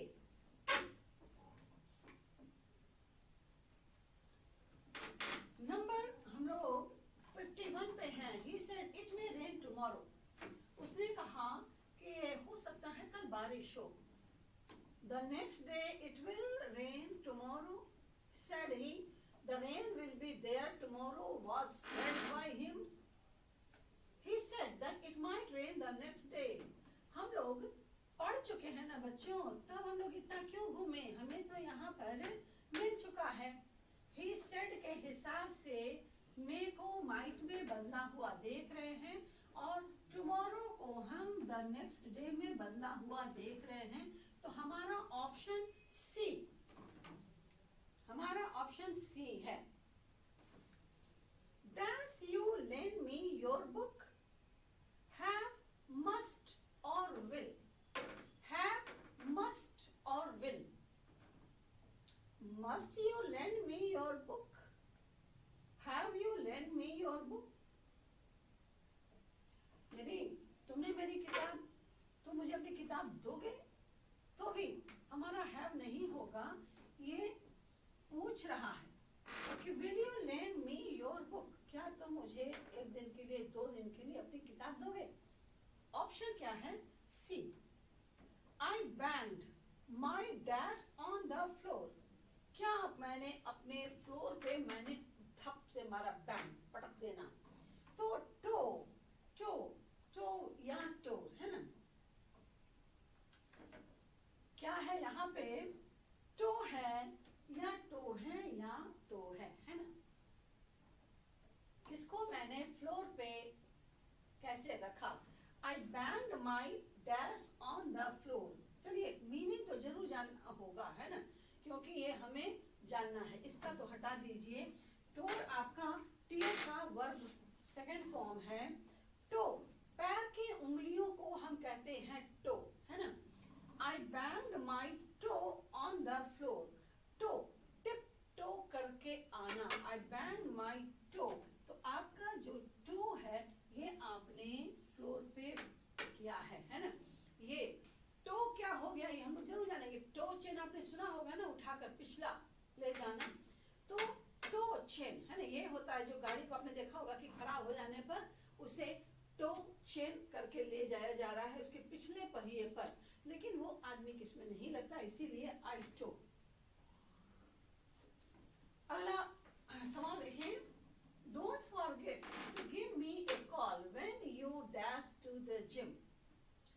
डोंट फॉरगेट अभी हुआ नहीं है, ठीक है। Don't forget to give me a call when you dash for the gym. Gone, have gone, went या गो। ये जो सवाल है गिव मी ए कॉल है ना, ये अभी हुआ नहीं है, ये इंस्ट्रक्शन कह रहा है। कब करेगा? जब ये जाएगा। When you go to the gym. अगला, each child does an ice cream. जैसे ही each लगा डिटरमाइनर, वैसे ही आप समझ लें कि has an ice cream. हर एक बच्चे के पास आइसक्रीम है। Iron is most useful of all the metals. इसमें इसको negative sentence, choose the correct negative sentence, यानी यहाँ जो नेगेटिव सेंटेंस दिए गए हैं उनमें इस पॉजिटिव का नेगेटिव स्ट्रक्चर निकालना है। Iron is not useful of all metals, no other metal is useful as iron, useful is not any metal, metal like iron is no other useful. ठीक है, अब आइए, iron no other metal is useful as iron, तो यहाँ पे iron is most useful लिखा हुआ है ऑफ ऑल द मेटल्स। तो हम यहाँ पर करेंगे नॉट के साथ यूजफुल, मोस्ट को हटा देते हैं। Iron is not useful of all the metals, जितनी उपलब्ध धातुएं हैं उनमें आयरन जो है वो सबसे उपयोगी हो ऐसा नहीं है। अगले सवाल पे आए, he does works, he hard works, he will, with hard work hardly,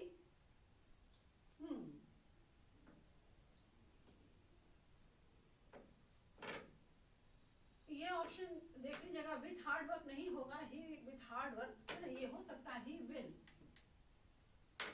hard works नहीं होगा, हार्डली, ही हार्डली वर्क्स, यानी वो शायद ही कहीं कभी काम करता है, शायद या मुश्किल ऐसा हम मानते हैं।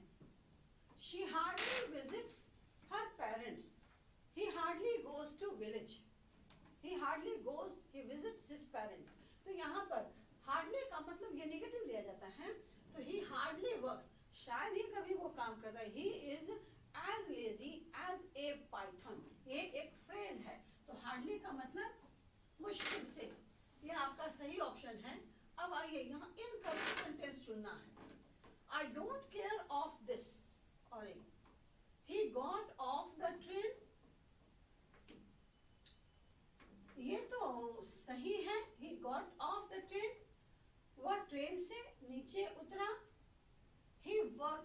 The workers are on strike. ये भी सही है. The tree was covered with flowers. लेकिन यहाँ मैंने पहले ही कहा, मुझे देखते ही लगा कि अरे ये कौन सी लाइन है, तो I don't care. ठीक है, ये आपका इनकरेक्ट सेंटेंस है, तो आंसर आपका हो गया यह. अब आइए, यदि ये सही होता तो हम लिखते यहाँ पर कि I don't care about it, है ना. हम इसे यहाँ पर करते हैं I don't care about it, तब ये सही होता. लेकिन यहाँ तो अगला सवाल है करेक्टली स्पेल्ड वर्ड बंडल है. चलिए, ये तो आपको तुरंत यहाँ पहुँचना होगा, क्योंकि गलत स्पेलिंग की तो प्रैक्टिस कोई नहीं करता. नहीं जानने की वजह से, नहीं पढ़ने वजह से हो सकता है, लेकिन she is a bundle of lies. वो झूठ का पिटारा है. बंडल है ना.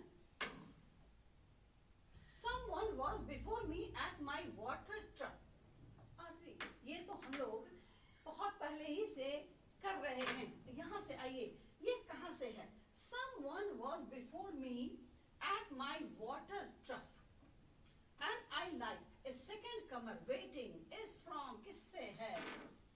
ठीक है, water trough पे आने वाला snake, D.H. Lawrence का snake है ना. Who wrote the old playhouse and other poems?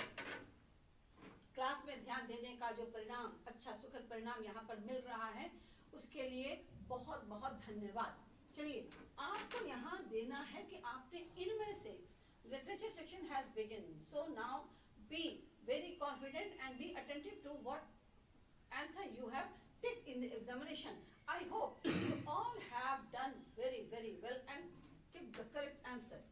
T.S. Eliot, D.H. Lawrence, K.K. and Daruvala या कमला दास. The Old Playhouse and Other Poems is written by Kamala Das. She was an Indian poet.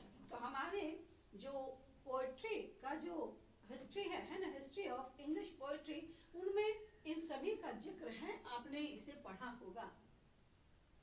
अगला सवाल. Who has violated the tradition of religion by cremating? Who has violated the tradition of religion by cremating? किसने?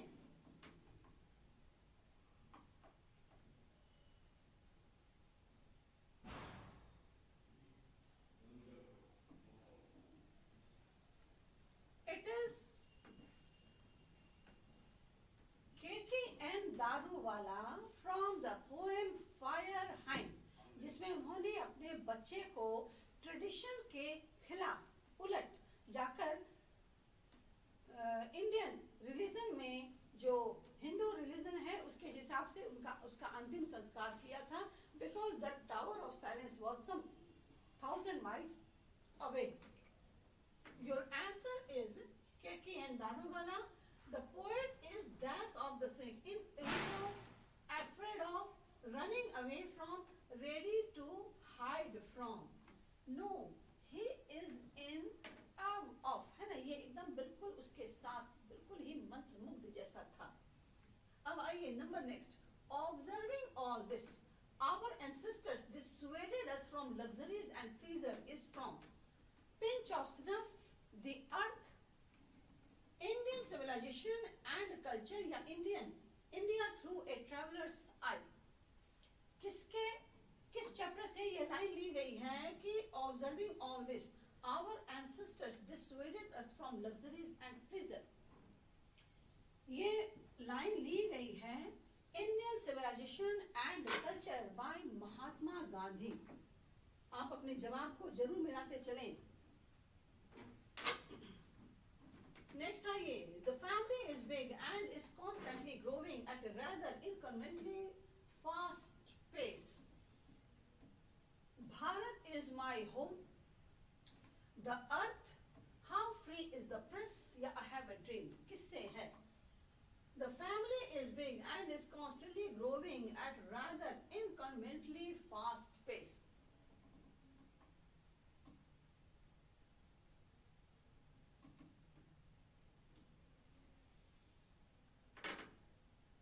जवाब Martin Luther king junior I have a dream से है. The narrator in A Pinch of Snuff was and dashed on probation. जो narrator है मनोहर मालगांवकर है ना, वो आखिर क्या है? पद के हिसाब से वो क्या है? सेक्रेटरी है, क्लर्क है, Yes, sir. अंडर सेक्रेटरी है या बैंक ऑफिसर है? क्या है? Yes, sir. जिसकी बदौलत Hmm. नानू काका ने मिलने का प्रोग्राम भी बना लिया. He was Hello. under secretary. Yes, sir. He was under secretary. Martin Luther King was the youngest person to receive the dash in 1964. Martin Luther King was the youngest person to receive the dash. नहीं होता है sir, क्या है मतलब? Booker Prize, Nobel Prize, National Award for Innovation, Ibrahim Prize for Achievement. 1964 में उन्हें यहाँ एक और मार्टिन लूथर किंग और यहाँ ऐड कर दीजिएगा जूनियर, है ना, यहाँ ऐड कर दीजिएगा उन्हें. मार्टिन लूथर किंग के वो पुत्र रहे. तो Martin Luther king junior was the youngest person to receive the Nobel Prize in the year 1964 में. और उसके बहुत कम समय बाद 1969 में उनकी मृत्यु हो गई. इसीलिए उनके जो लिखी हुई बातें हैं, किताबें हैं, उनको आप जरूर ध्यान से पढ़िएगा कि how optimist person he was. He just made a history, है ना. नंबर नेक्स्ट पर आइए. Anyways, there. Standard British English speech came to be known as, किस नाम से इसे जाना जाता है? Story of English. मैंने कहा है कि इसमें एमसीक्यू पैटर्न यदि नहीं होगा तो आप इसका पूरा जवाब लिखते. तो 330. ये क्या है?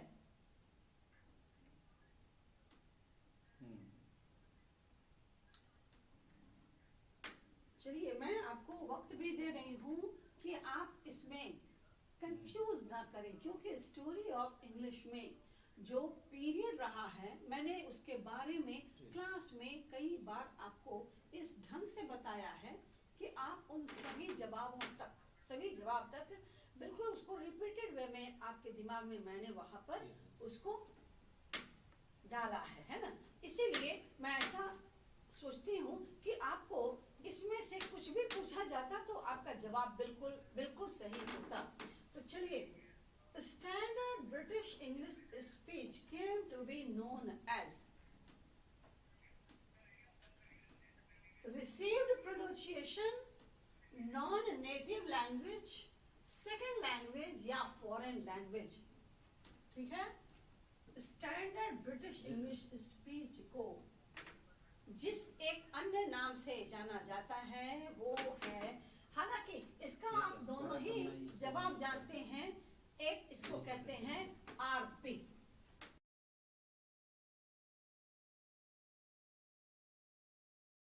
आरपी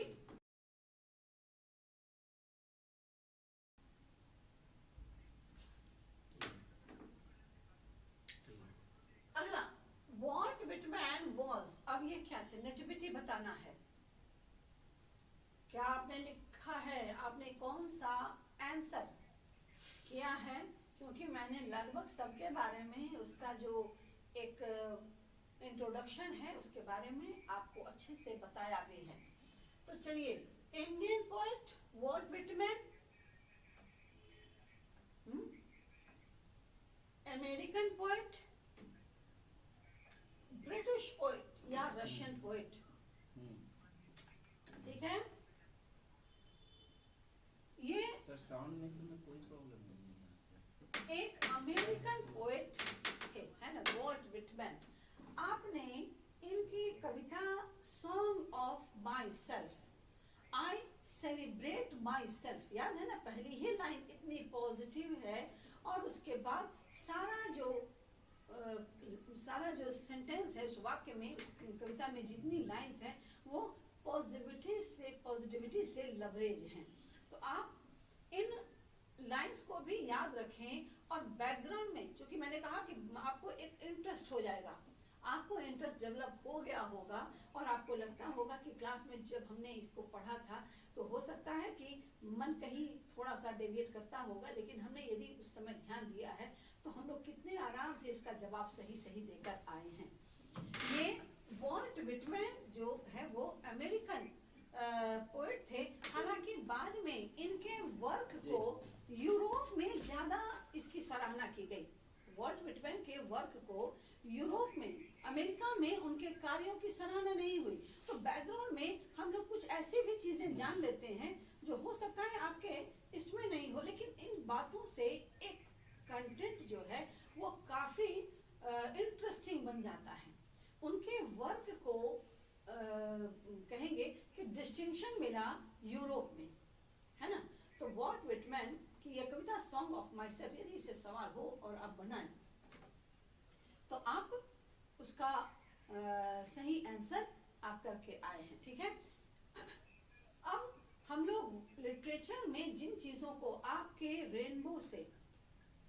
रेनबो से सवाल हैं, आपके स्टोरी ऑफ इंग्लिश से सवाल हैं, तो आपका ये जो सवालों का क्रम है ना, ये बहुत लंबे समय तक इस पर आपने मेहनत की है।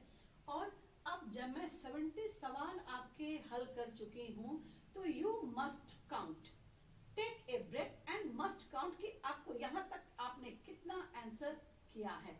मैं सवालों की संख्या जारी रख रही हूँ, लेकिन मैं इसलिए कि ऐसा हम लोग क्लास में करते रहे हैं कि पहले इसे चेक कर लीजिए। ट्रू एंड फॉल्स तक को हमने चेक किया है, ट्रू एंड फॉल्स पर भी बातें की हैं, फिलर्स पे भी बातें की हैं। तो आज आप देख रहे हैं कि इसका फायदा आपको मिल रहा है।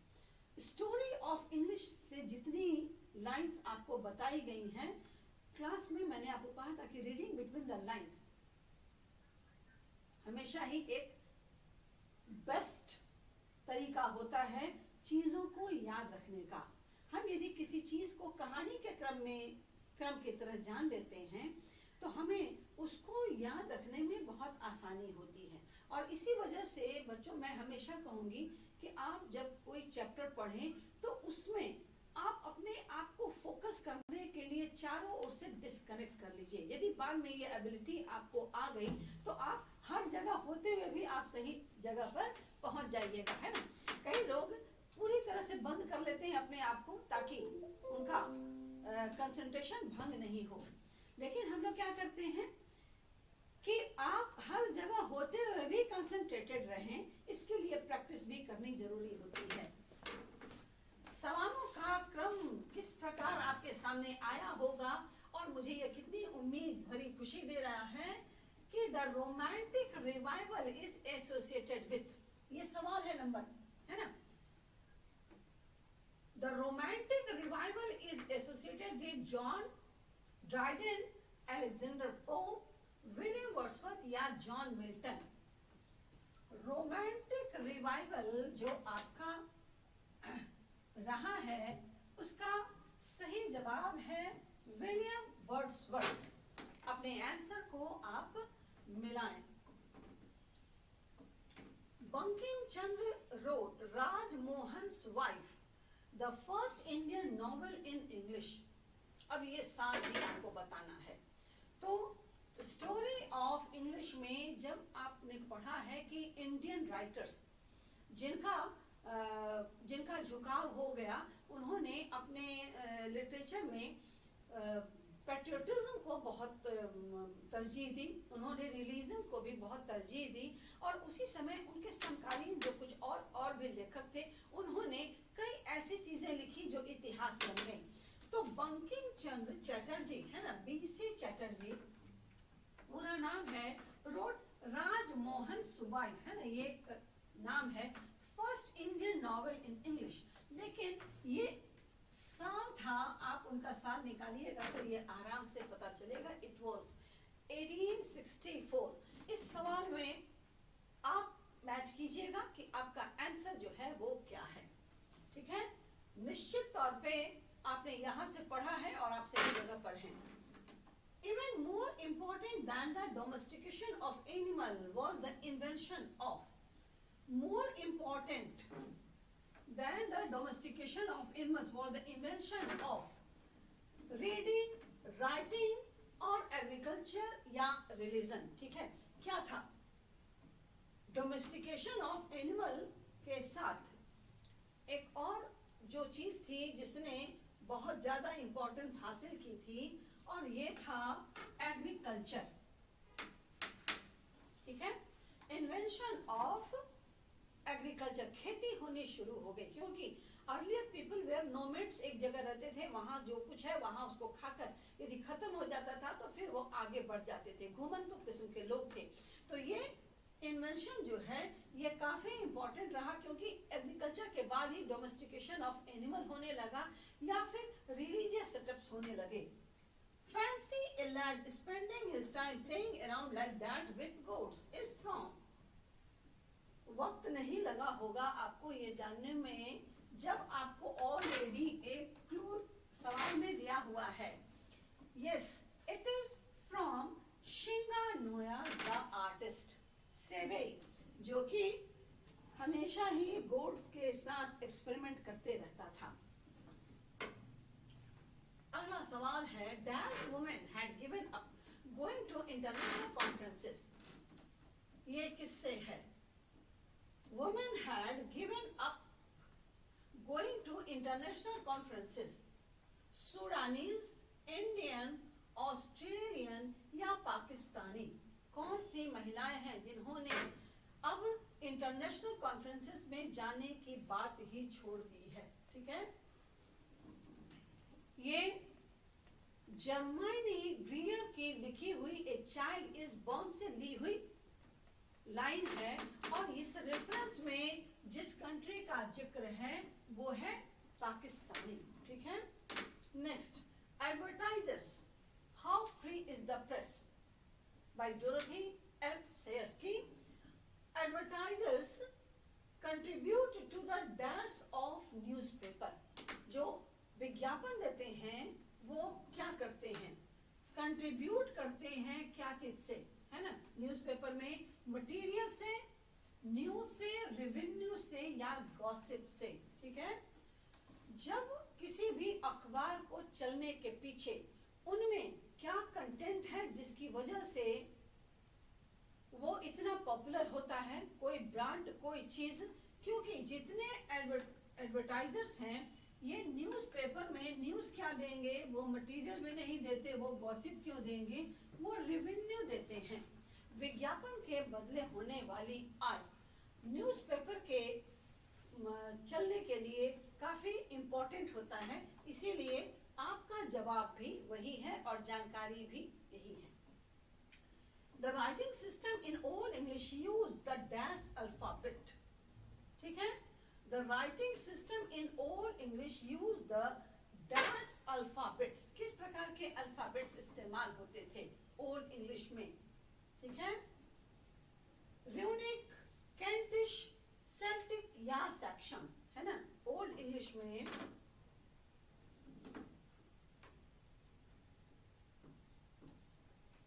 it was Celtic, ठीक है।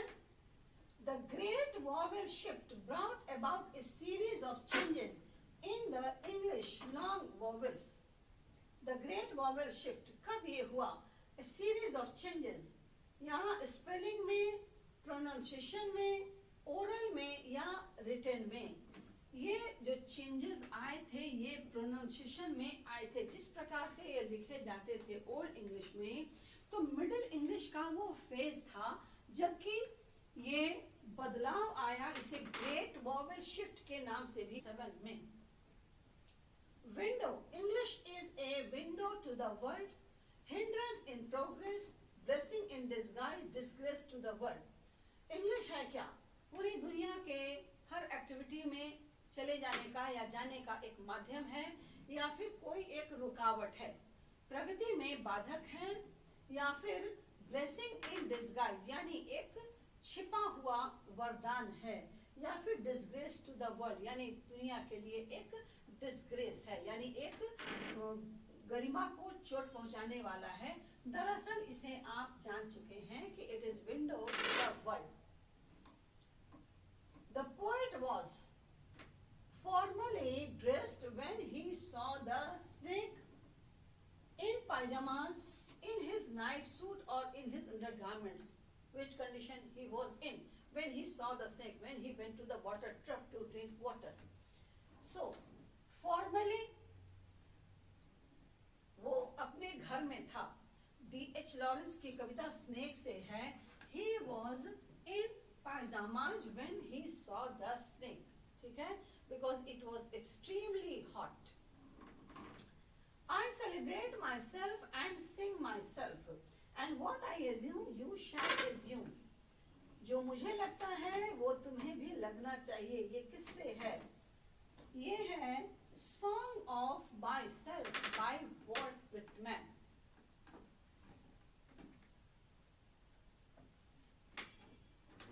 अगला सवाल है, whose white waterfall could bless travelers in their last, ठीक है, whose white waterfall could bless travelers in their last क्या है, ठीक है, ये जो ट्रैवलर्स हैं अब इनकी लास्ट जर्नी है, तो डिस्ट्रेस, सैडनेस, हैप्पीनेस या टीयर्स, ठीक है, ये उनके अंतिम दुख को जरा सा ये कम कर देता। डिस्ट्रेस, उनके तनाव को, जो अब अपनी अंतिम यात्रा पर निकल चुके हैं, वैसे पड़ाव जो बहुत हारे हुए, थके हारे अब गुजर रहे हैं, इसमें व्हाइट वाटरफॉल का जो पानी है वह उन्हें उनकी तकलीफ को जरा सा वो कम करता। To bend with apples the most cottage tree,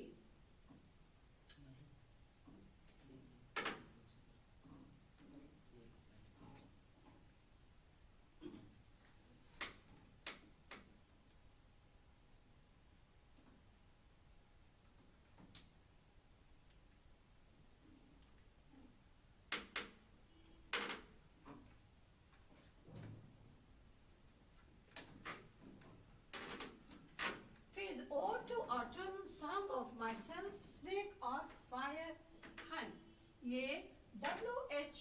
Auden की कविता Ode to Autumn से है।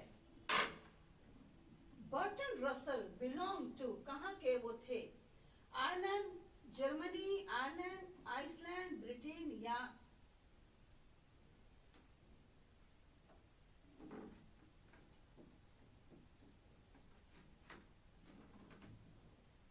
dash lives in a perpetual precarious balance, man, book, newspaper या story, ठीक है। Every precarious balance, यहाँ पर आपका जवाब जो है वो है newspaper, ठीक है, उसे इस तरह का सामंजस्य बिठाकर चलना पड़ता है। अगला सवाल, how many hands, ये आपको बताना है, were kept at first kept by Benji, about a dozen, 36, about 2 dozen या 50। जिस समय जॉनसन दंपति ने अपने एकमात्र वेरी सिंपल माइंड वाले और बहुत he is not right in his head वाले बेंजी को जब उन्होंने डॉक्टर की सलाह पर कहा कि उसे अब एक रखना चाहिए, तो इनिशियली वो जो जिस समय उसने अपनी पढ़ाई को भी छोड़ दिया था, तो इनिशियल जिस समय उसने स्कूल की पढ़ाई छोड़ दी, प्राइमरी स्कूल में था ही, 14 साल की अवस्था में, लेकिन उसका ब्रेन कितना सिंपल था कि उसने उस शुरुआती दौर में भी कितनी मुर्गियां रखी थी। कौन सा जवाब है? अबाउट ए डजन, 12, 36, 24 या 50। ये संख्या जो है ये 50 है, अबाउट 40 to 50 है ना, 40 to 50। हालांकि उसमें है कि how many hens he had, nobody knew, है ना, कितने उसका अकाउंट में पैसा है, nobody knew. How many programmes he had in his mind, nobody knew. तो आप यहाँ पर 40 to 50, यदि इसकी जगह 40 होता तो भी ये जवाब चलता, क्योंकि ये किताब में भी है। आइए, but believe that I shall make superior journey since I take is from, but believe, मेरा विश्वास करो कि मैं सूर्य से भी ज्यादा तेजी से वापस आऊंगा। सूर्य को आने में समय लगता है, वो पूरी पृथ्वी की परिक्रमा करता हुआ आता है, लेकिन मैं उससे पहले आऊंगा क्योंकि मेरे पास उसके लिए रीजन है। ये लाइन आखिर कहां से है?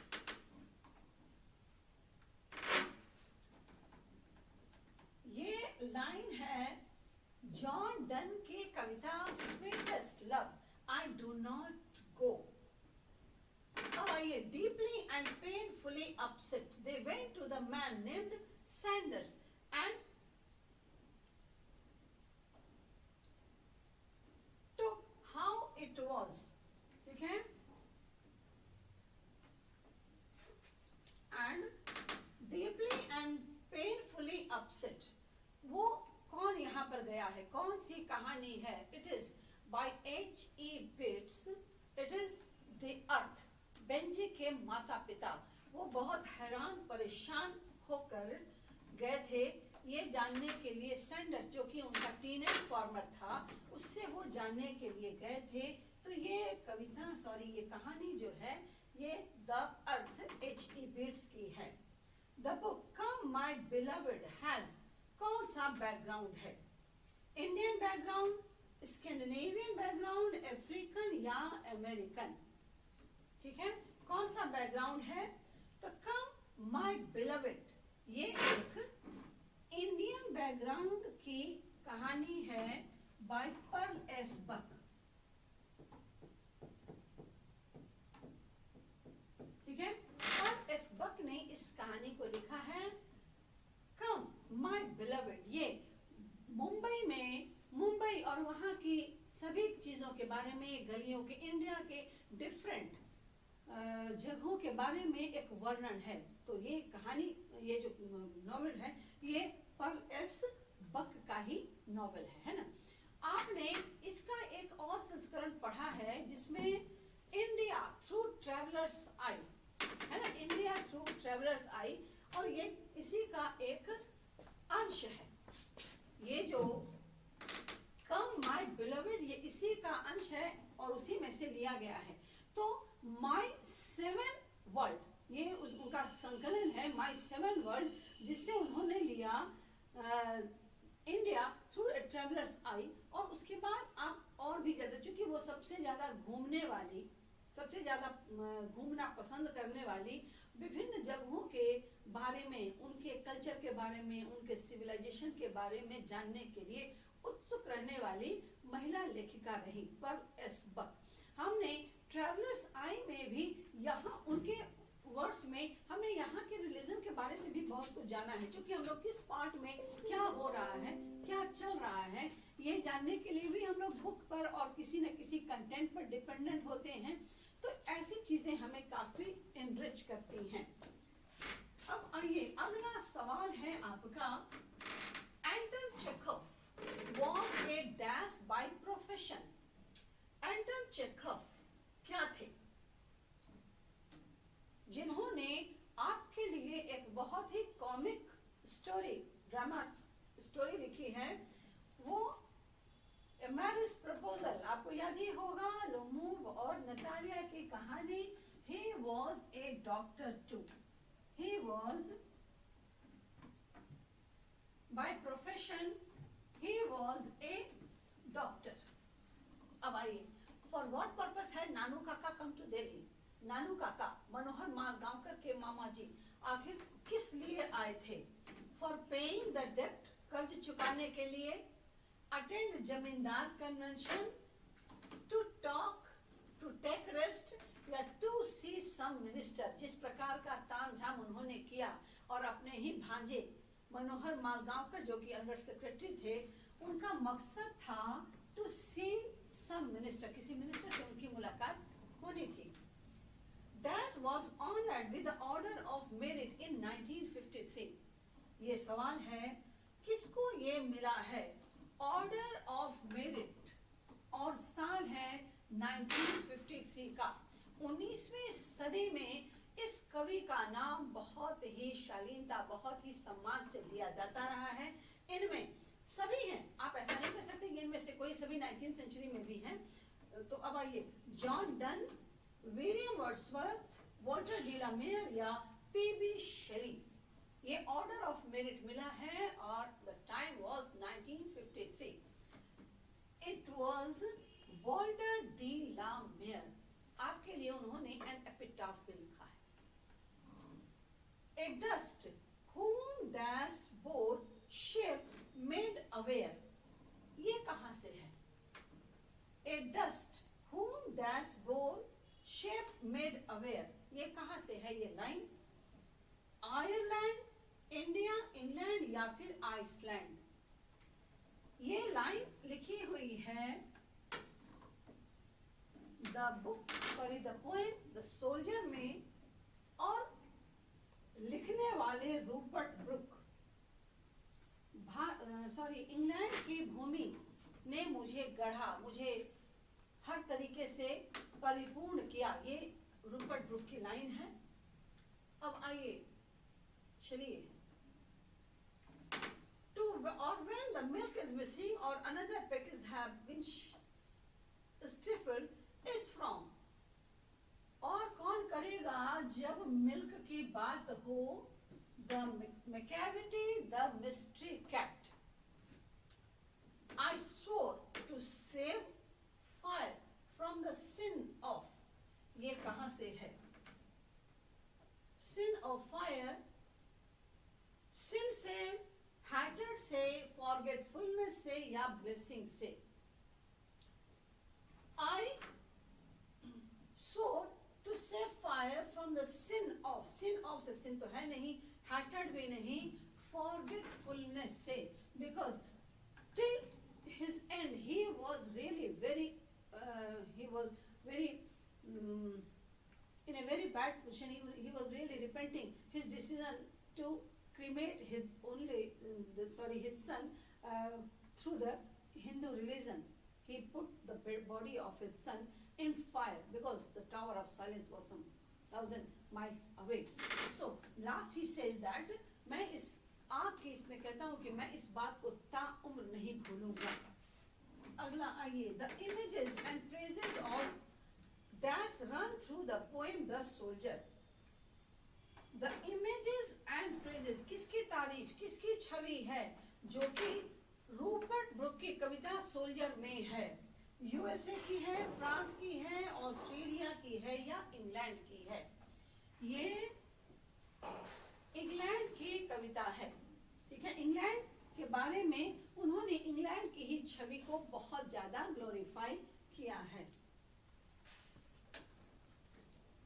अब एक English belong to the ancient dash family of languages, ठीक है। हमने कितना इस पे वर्क किया है ना, तो हम लोग जाकर इसके सही जवाब पर 100% आ पाए हैं, ठीक है। क्योंकि जिन चैप्टर्स को पढ़ने में कोई स्टोरी नहीं है, उन चैप्टर्स में से यदि सवाल हो तो नेचुरली यू हैव टू पे एक्स्ट्रा अटेंशन, ठीक है।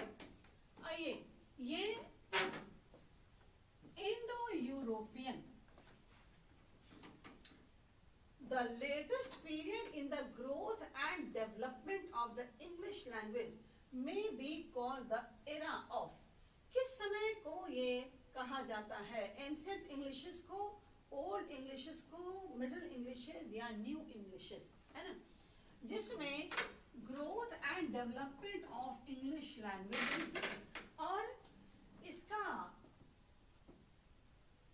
सही जवाब न्यू इंग्लिशेस है ना।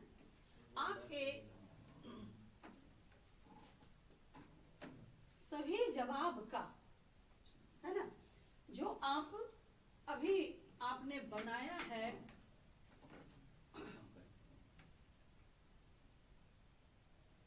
उनका आप अंक जरूर निकालिएगा। एंड हमेशा याद रखिएगा कि हमने इसकी जो मेहनत की थी उसका हमें फल मिला है।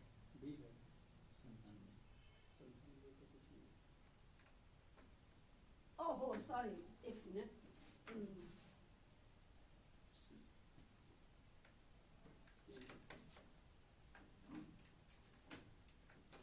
His brow is deeply lined with thoughts, ये मैकेविटी से है, ठीक है। मैकेविटी उसी के ब्रोस के बारे में, उसी का feature, it was a ginger cat, ठीक है। और 100 सवालों के साथ आप अपने नंबर को और अपने कॉन्फिडेंस के लेवल को चेक कीजिए। It will be always high, है ना।